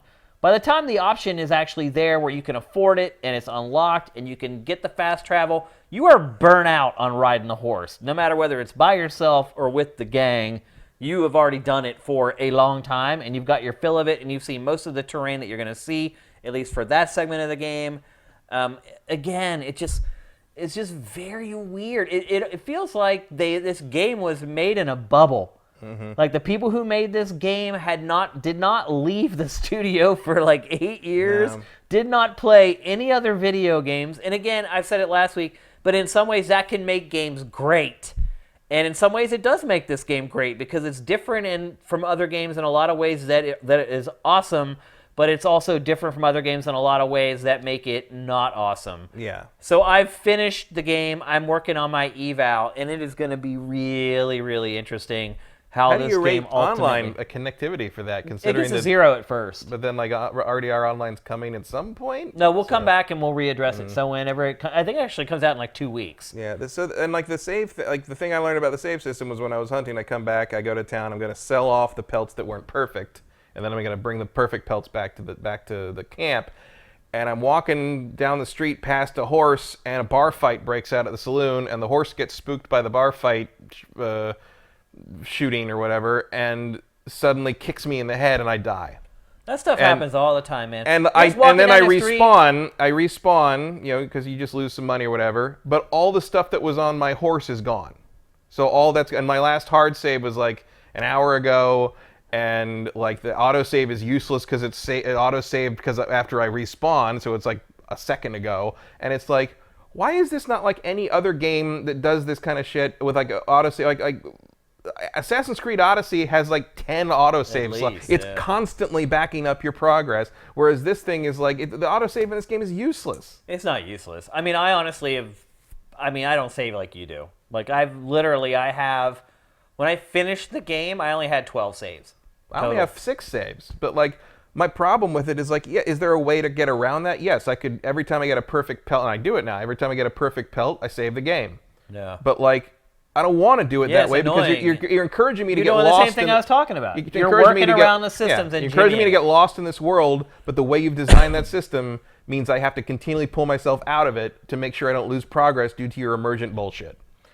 It really is a perplexing game. Like, because if I hadn't lost all that, like I would have thought that was pretty funny that happened. I got kicked in the head and died because all this stuff worked together to cause that to happen. Like, that'd be pretty funny, except it lost me an hour and a half of work. But that also is another case of how the same thing can be awesome and be awful. Because sometimes when that stuff happens, it is awesome. Whenever all the wildlife and the humans and all the other systems just kind of come together and coalesce into this perfect moment, that's happened tons of times.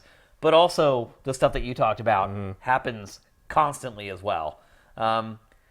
And I also feel like once you get back to the, you know, I get lost in the woods and hunting stuff and looking at things, and we all know that I love scanning stuff. Yep. So looking at all the different tiny little songbirds and binoculars and doing the study thing, Yep. I enjoy that. I've been doing a lot of that. It's probably why I'm not further in the story. But the other reason I'm not further in the story is I feel like all the missions are the same shit Rockstar's been doing since like San Andreas. It's all the same stuff. That is one thing I will say is, as the game goes on, the missions get better. And they become much more high stakes as well. Well, may I suggest that next time they start there? Yeah.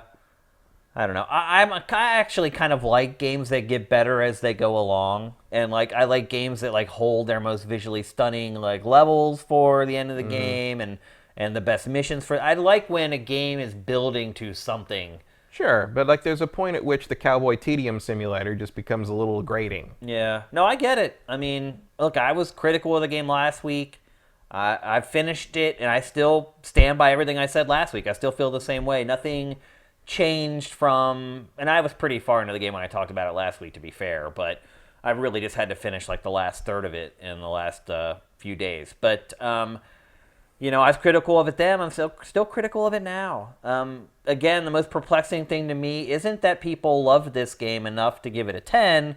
It's that they did not mention any problems with the game. Yeah, you didn't even get, like, even if people were giving it a 10, like, they didn't even have, like, hey, this is Hey, kind of annoying, and this is weird, and this isn't cool, but I don't care about any of it because it's more than the sum of its parts, 10 out of 10. Like, that's a valid thing. But, like, the fact that nobody even mentions the fact that the inventory system is, like, some kind of weird kludge disaster. That you can find fault with in this game. So many. I mean, just talk about the gunplay and just the movement, just parking the your cover horse system, or parking the hitching the horse. How far away from the hitch post does the hitch prompt pop up? Who frickin' knows? Depends what angle. Oh, now the horse has gone into some kind of quantum state where it just is moving like this super slow motion, but it's still moving. You're like in this weird sort of Zeno's paradox where the horse can only go halfway to the post and then halfway and then halfway, and then you're past the post. Oh, but now the prompt popped up, so let's just hit the button because we just want to park the horse, and now you got to watch the horse shimmy into place for 30 seconds, and it's like, just let me park the horse. But you also are afraid to not park the horse because the horse could wander off. Yeah, you can just come back and the horse is gone. So I have this weird thing in the back of my mind that, hey, if I hitch the horse,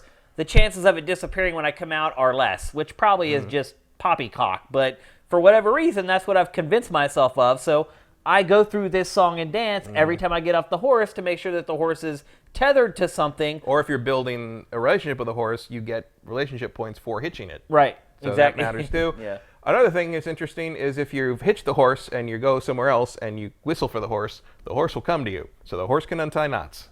Right.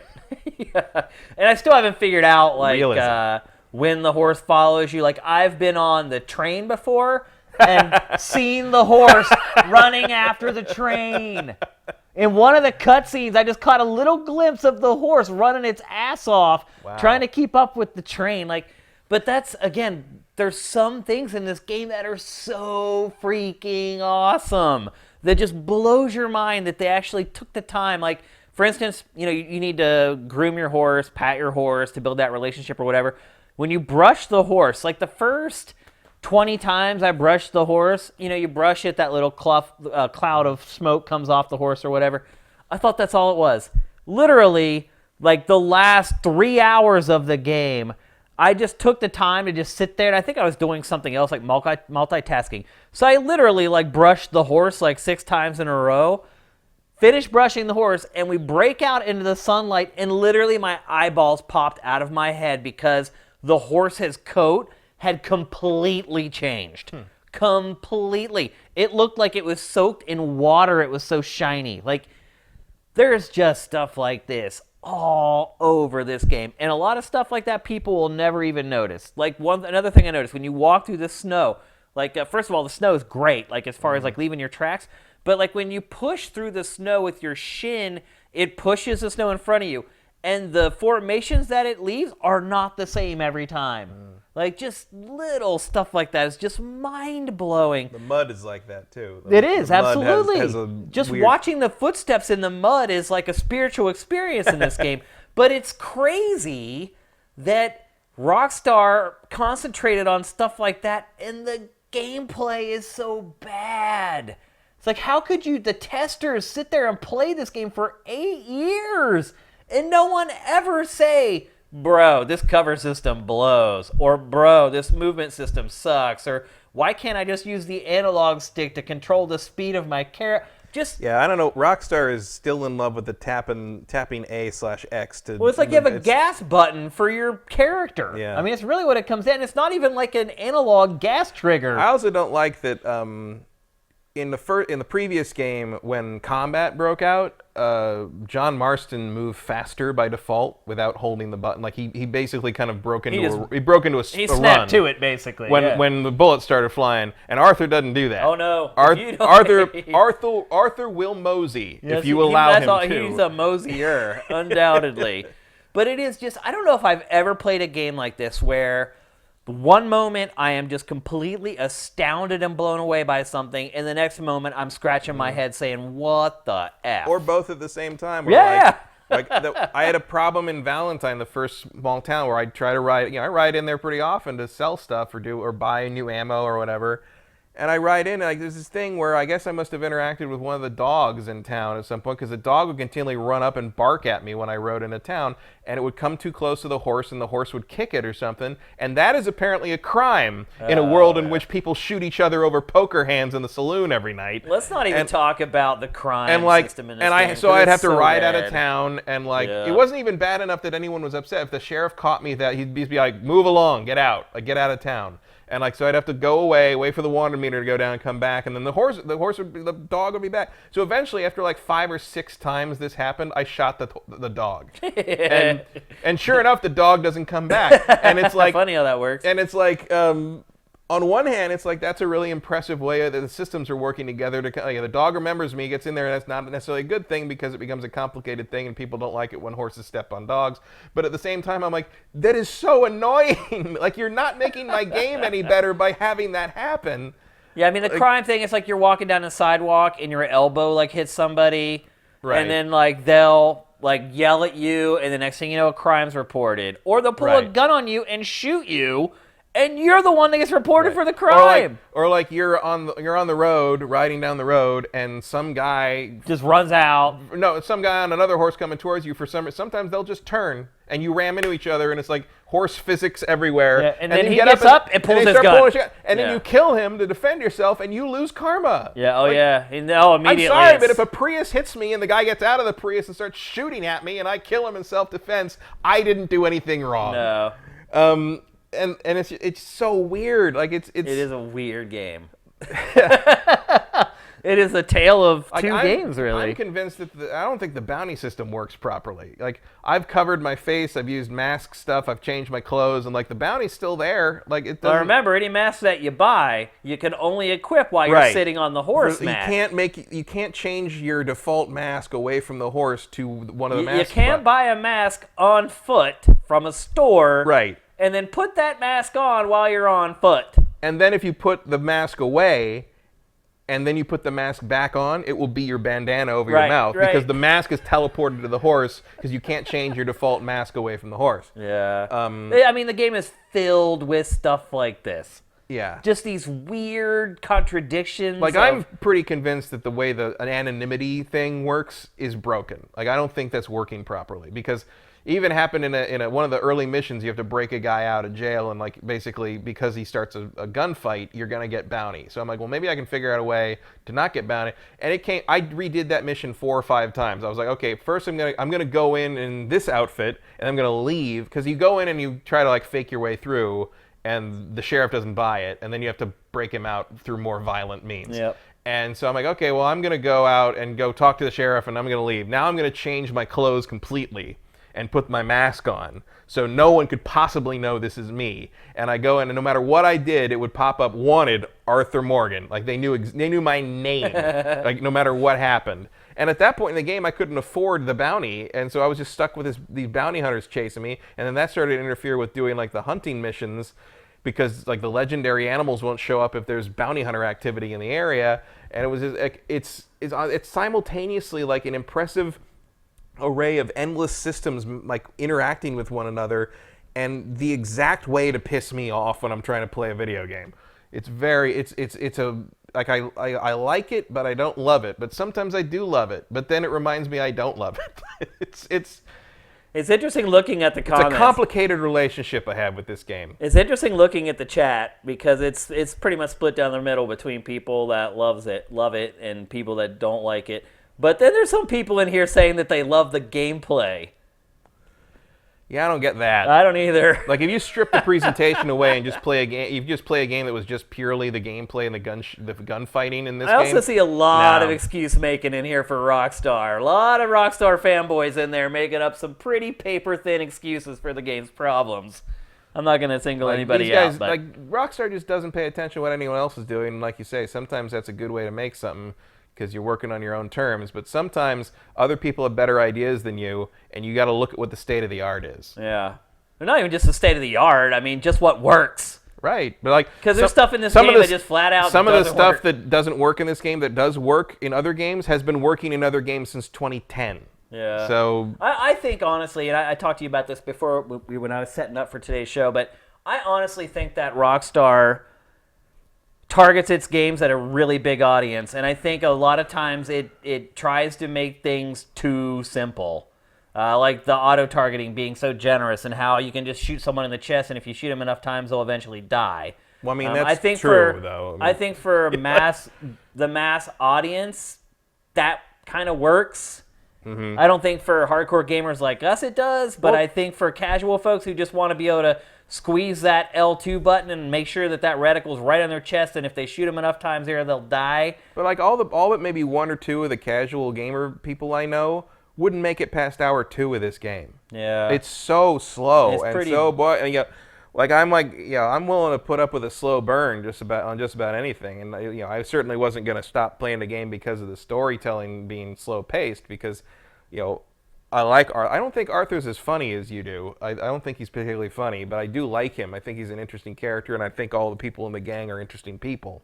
Well, I will And, say this too, is that the game is front-loaded with funny. So I laughed a lot when I first started playing it, and I haven't laughed at all in this game. you didn't think some of his one-liners were really clever? I can't think of a single thing I would call a one-liner from him. He always drops one-liners. I don't... Somebody says something, and then he says a one-liner. That's how he communicates. No, he's like laconic and skeptical, but like I don't think anything I'll he put says is together a funny. montage of funny from this. Like they're all one-liners, just one they're after all another. dicks to each other, but I don't think that's funny. I just think that's who they are. No, it's not even when he's interacting with the gang. It's when he's like out in the world talking to people or trying to get missions from them, or they're asking him to do something for them. Like, I have not laughed out loud at anything in this game that I can recall. I've I've really laughed out funny loud at first. crazy weird shit that happened, right. but some of the weird people that he runs into, but he is not a funny character to me. I think he is. I think at the beginning he's hilarious. I think they intentionally front-loaded a lot of the better lines in the game because a lot of people are never going to make it to the end of this game. I can guarantee it. And I think they wanted to try to have a really good first impression. So to me, the writing starts off really strong initially, and then kind of fades and settles into a groove for the last act, or maybe even more than that, to be honest. But it is certainly a polarizing game. You would never know that by the press. All the press is unanimously pretty much like it's the best thing ever. There's kind of a Zelda effect happening here. I think 3 to 6 months from now, everybody will be a lot more rational about the honest take on this game.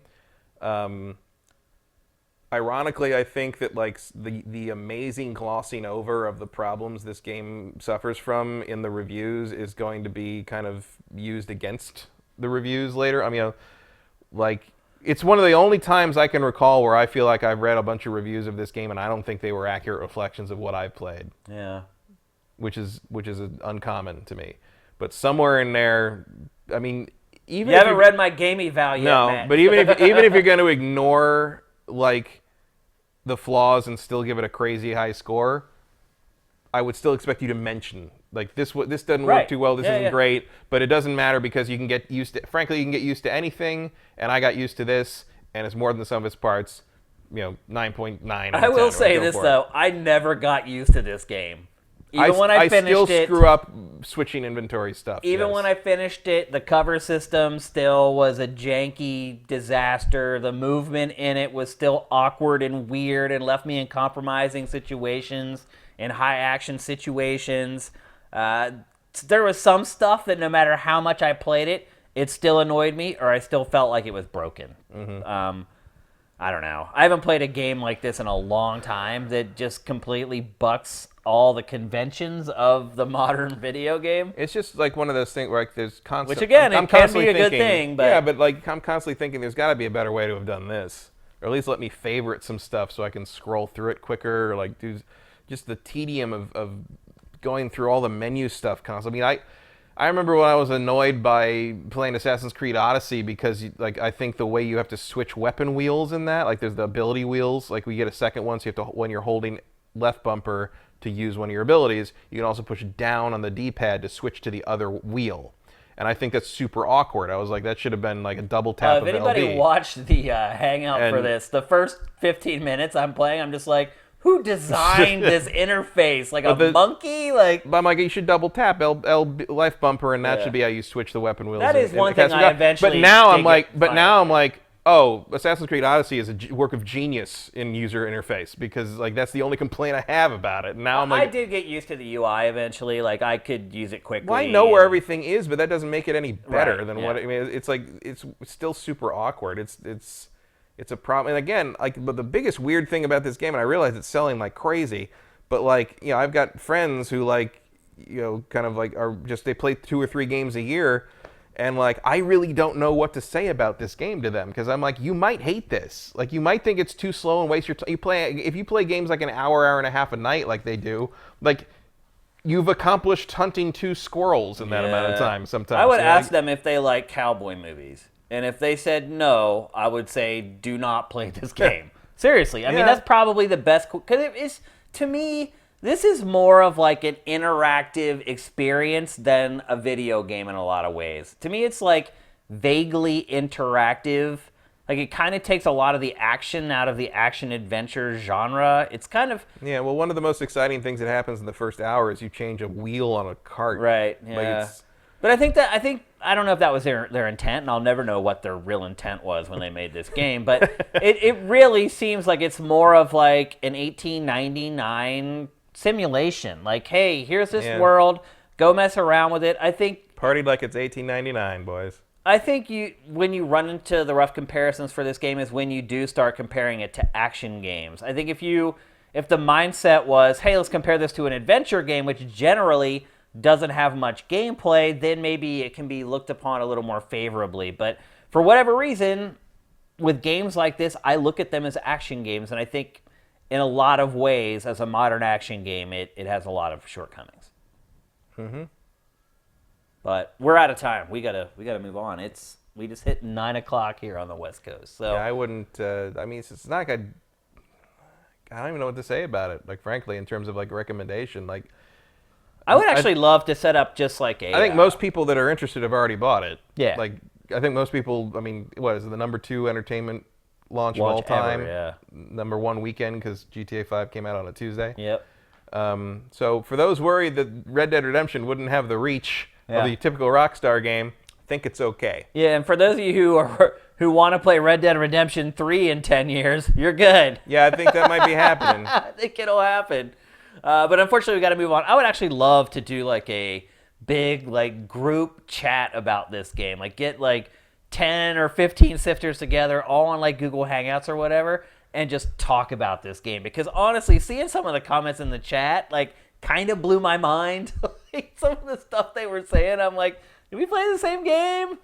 I don't know. I think there's a lot. I would love to hear, other than reading like their 1-sentence thing, I would love to hear someone's explanation for why they think the gameplay is awesome. I would really, really love to hear that argument from anybody, not just a sifter. Like, I would really like to hear somebody defend the gameplay in this game. Yeah, because I don't feel like they improved it from the previous game. I think they just. I don't even know if they tried. I think they just layered more crap on top of it. Yeah, I don't know.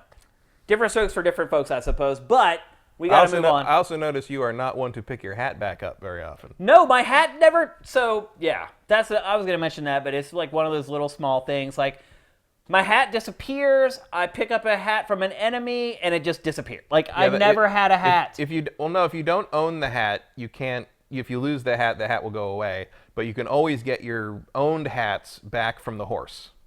Okay. The horse has the hat.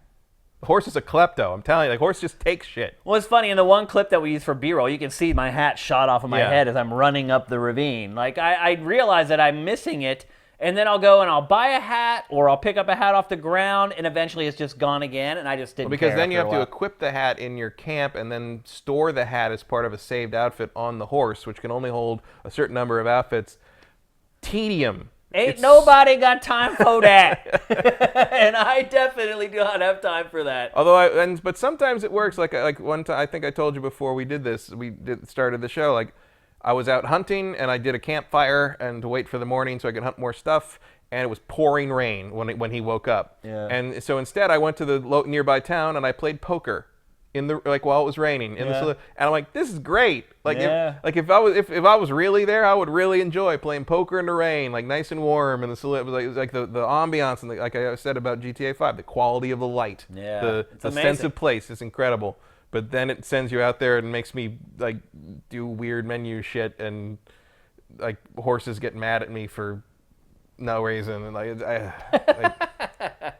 All right, we got to wrap it up. We could talk about this game for like days. I really think you and I could sit here for a whole day and talk about this game. Yeah. We could talk about this game for almost as long as it takes to finish it, I think. Maybe the PC version will have like mods that smooth it out. It's possible. I'd be interested to see what a community could do with a PC version. I mean, patches too obviously can help, and we'll see how. I got to admit, it was comments. I don't remember who said it. Maybe it was God. But it was you mean God on Sifted? It was on Sifted. It was in the comments, and they said something about like I'm getting this on PC so I can mod out all the survival bullshit, and people were like taking them to task on that. And normally I would too, because I'm like, you kind of play the ball where it lies in terms of game design to me. But after playing more of it, I'm like, you know what? I'm not going to blame anyone who wants to get rid of all that crap. Just play the game. Yeah. But then you're left with kind of mediocre gameplay and mission design. I don't know what to do. I don't know what to tell you. It's so, it's one of the hardest things I've had to play and make like a coherent opinion about all year. Because it's all over the place. Yeah. And it's extremes. Yeah. I will tell you this. It is not on my Game of the Year shortlist. There you go. It is not in the category of God of War or Spider-Man. Big words from Mr. Kyle. And now we got some big words from our trailer of the week. We chose a peculiar trailer this week. It was a pretty good week for trailers, but this is, for me, the most memorable one of all because it's doing something that is never done, and that is making a trailer out of the shortcomings of your game pre-release. Have you seen this? Yeah. So this is it's a God of War trailer. Now you're like, God of War, that game's been out for forever. But it's basically a collection of bugs and other issues that they had with the game while they were testing it before it was ever released. Naughty Dog's done this a couple of times. Uncharted. Yep. And it's called the God of War Misguard Mishaps trailer. Let's go.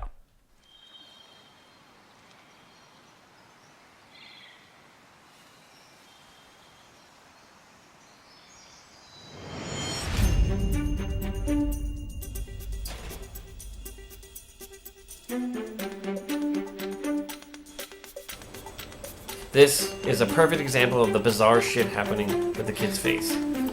Look at that. That's some creepy, like, fringe shit right there. That's like Hellraiser.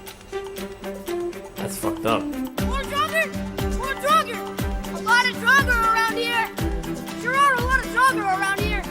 More Draugr? More Draugr? None of your fucking business! Now get in here!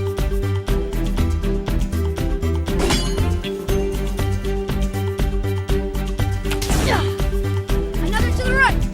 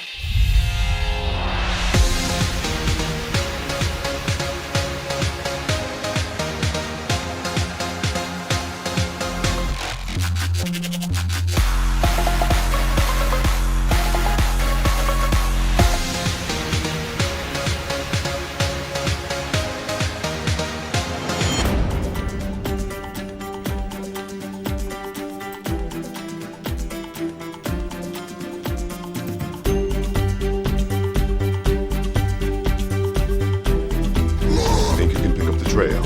Yes, sir. Show me. Ah!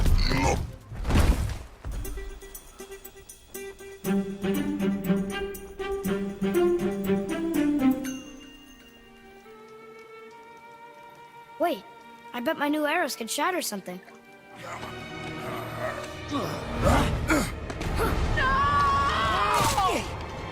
What are you doing?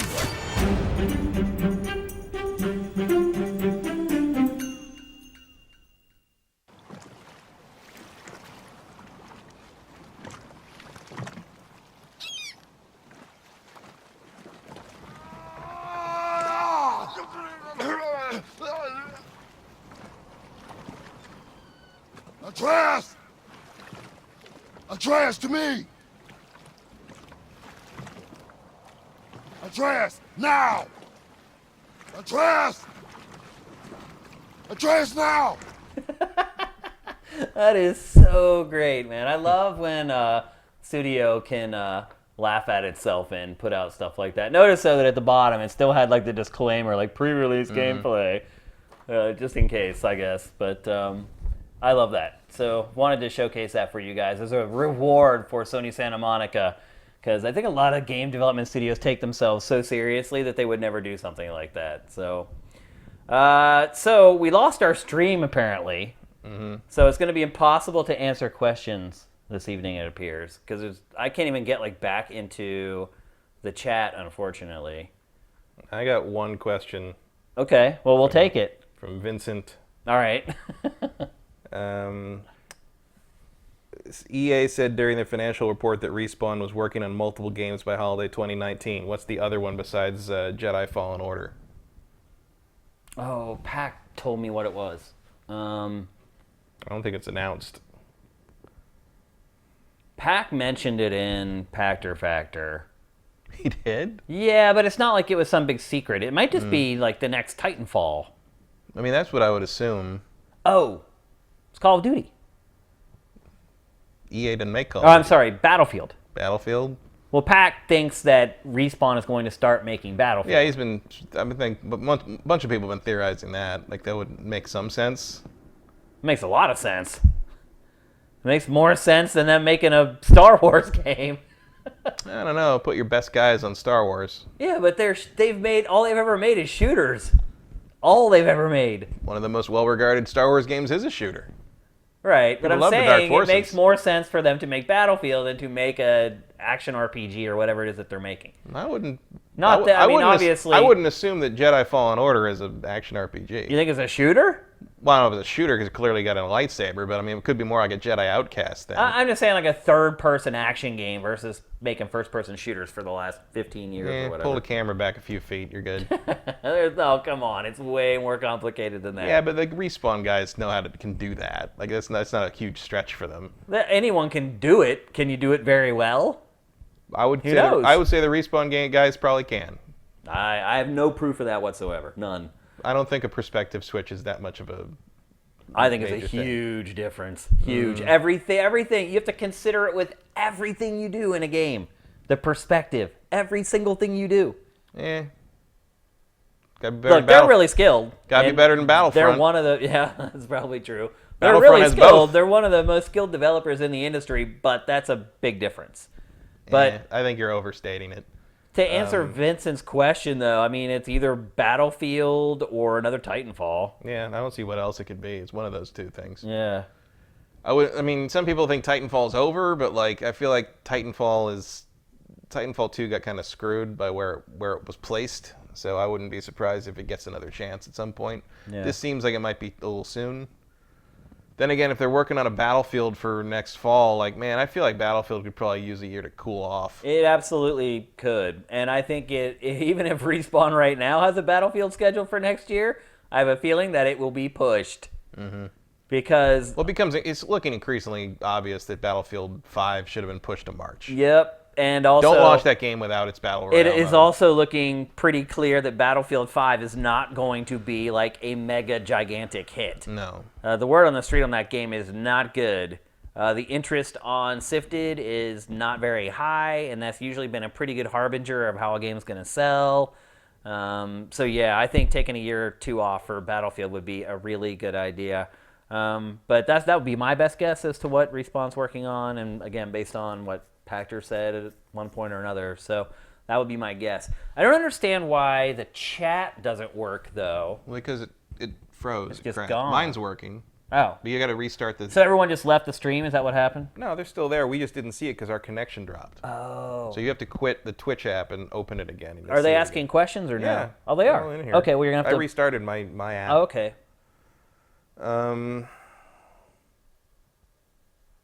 Where's W. Matthew? I don't see him. J. Reed Vic 7. My collector's edition Red Dead Redemption 2 strategy guide came in the mail today and is extremely nice. What's the nicest video game collectible items you guys have amassed over the years? That's a good question. I don't know, because, like, there's a difference between something being nice, something being valuable, and something being sentimental. Valuable stuff is stuff that studios send you. Like, Naughty Dog sent me its 10th anniversary precursor orb, which is like a replica of the Jak and Daxter precursor orb, and they only made like 400 of them or something like that. That's probably the most valuable thing I have. Although, I don't know, like, I got a really nice pool cue for Grand Theft Auto 4. That thing is worthless. Oh, it's worthless? Yeah, I tried to sell that because I got that too, and I'm like, oh, I should get rid of this, and it's like, no, it's like $10. Oh, okay. It looked like it was a nice pool cue. I don't know anything about pool. But, so there you go. Like, I don't even know what the value of the stuff is that I have. I have a closet stuffed with this stuff, and I don't know what any of it's worth. The most valuable thing I have that I got as, like, swag is the 10th anniversary Sonic the Hedgehog statue. Because remember they did, like, Sega did 3, like, super limited, like, we made 400 of them. Yeah, I remember that. Yeah. They did the statue, they did a champagne flute, and they did, like a cube with a laser sculpture of Sonic's I remember head. those. Yeah. So they made like 500 each of those. Those are the 3 most sought after Sonic collectibles in the world. Wow. So the statue's like $1,500. The flute is like more than that, and I think the cube is about the same. So I got those. I got that the first time I shot at Sega for Tech TV, and they were just giving them away. They're like, "Oh, you like Sega?" Because I'm a big Sega fan. So I'm like, "Oh, this." I'll go here. It's a Sonic statue. I'm like, "Cool, Sonic." And I liked it because it had like broken English all over. Right. It's like, "Do not brandish the weapon as to a sharp part" and stuff like that. But I'm like, "Oh, that's great." So it's never been out of its box because I don't really like the statue, but it turned out it was super valuable. My favorite thing is. Like, my favorite thing is probably the Eco candle holder cage. It was the first thing I ever got. Oh, yeah. That was pretty working cool. in the industry at all. And one of the nicest things is they did this limited edition. Ubisoft sent out, like, the collector's edition of Assassin's Creed 3 came with like a cheapo little like flag with the Assassin's Creed logo thing. And so they also sent out these really nice wooden boxes. Yeah, I have that. Slid open. Yeah, we had it in the studio. Yeah, and it's like not the flag that came in the collector's. It's a big, It's the heavy real one. Yeah. cloth. Like I have one of those, and that's even though I don't like Assassin's Creed 3 very much, I'm a big that's like the coolest Assassin's Creed swag that was ever. Well, if I produced. ever own a home, I'm putting that flag up in front of my house. That'll probably never happen. I'll probably rent an apartment for the rest of my life. That'll probably get you shot. Oh yeah, in this certain day and parts age. of the country, Yeah, it'll definitely cause problems. Because someone's gonna think that's like a Mason thing or something. Yeah. Who knows what they'll think it is. And it actually, some of the nicest stuff I got was as a judge for the Spike Video Game Awards. They would give out stuff. You guys have seen like the glass trophies that I have with like the monkey playing like a video game or whatever. But they would also give out art to the judges. It would show up like a week after the show, and the artist, it would be a legit print of whatever the artist did and then signed and numbered by the artist. And I think those are probably the things that I'll have until I'm really old and probably don't even know what a video game is anymore. So we got to wrap up, though. We are way over time. So sorry we couldn't answer more questions. I do want to thank all you guys for all your support. You guys are freaking amazing. Everyone on YouTube, thank you for continuing to subscribe via Twitch Prime. Just a reminder that you do have to do it every month. I'm shocked that people on Sifted still don't know this. You do have to redo it every month, but you don't have to go through the whole process of linking your accounts. All you have to do is just go to twitch.tv/SiftedGames and just click that box above the player. Once you set it up once, you're set up for good, but you do have to do it every 30 days. It doesn't automatically renew. So a friendly reminder and also a chance to say thank you very much for all you guys are doing. And to our subscribers and our patrons who are also doing it, we appreciate it very, very much, and it definitely makes a difference. So hope you guys have a great Halloween. Stay safe out there, but have fun. GameFace is up, and out.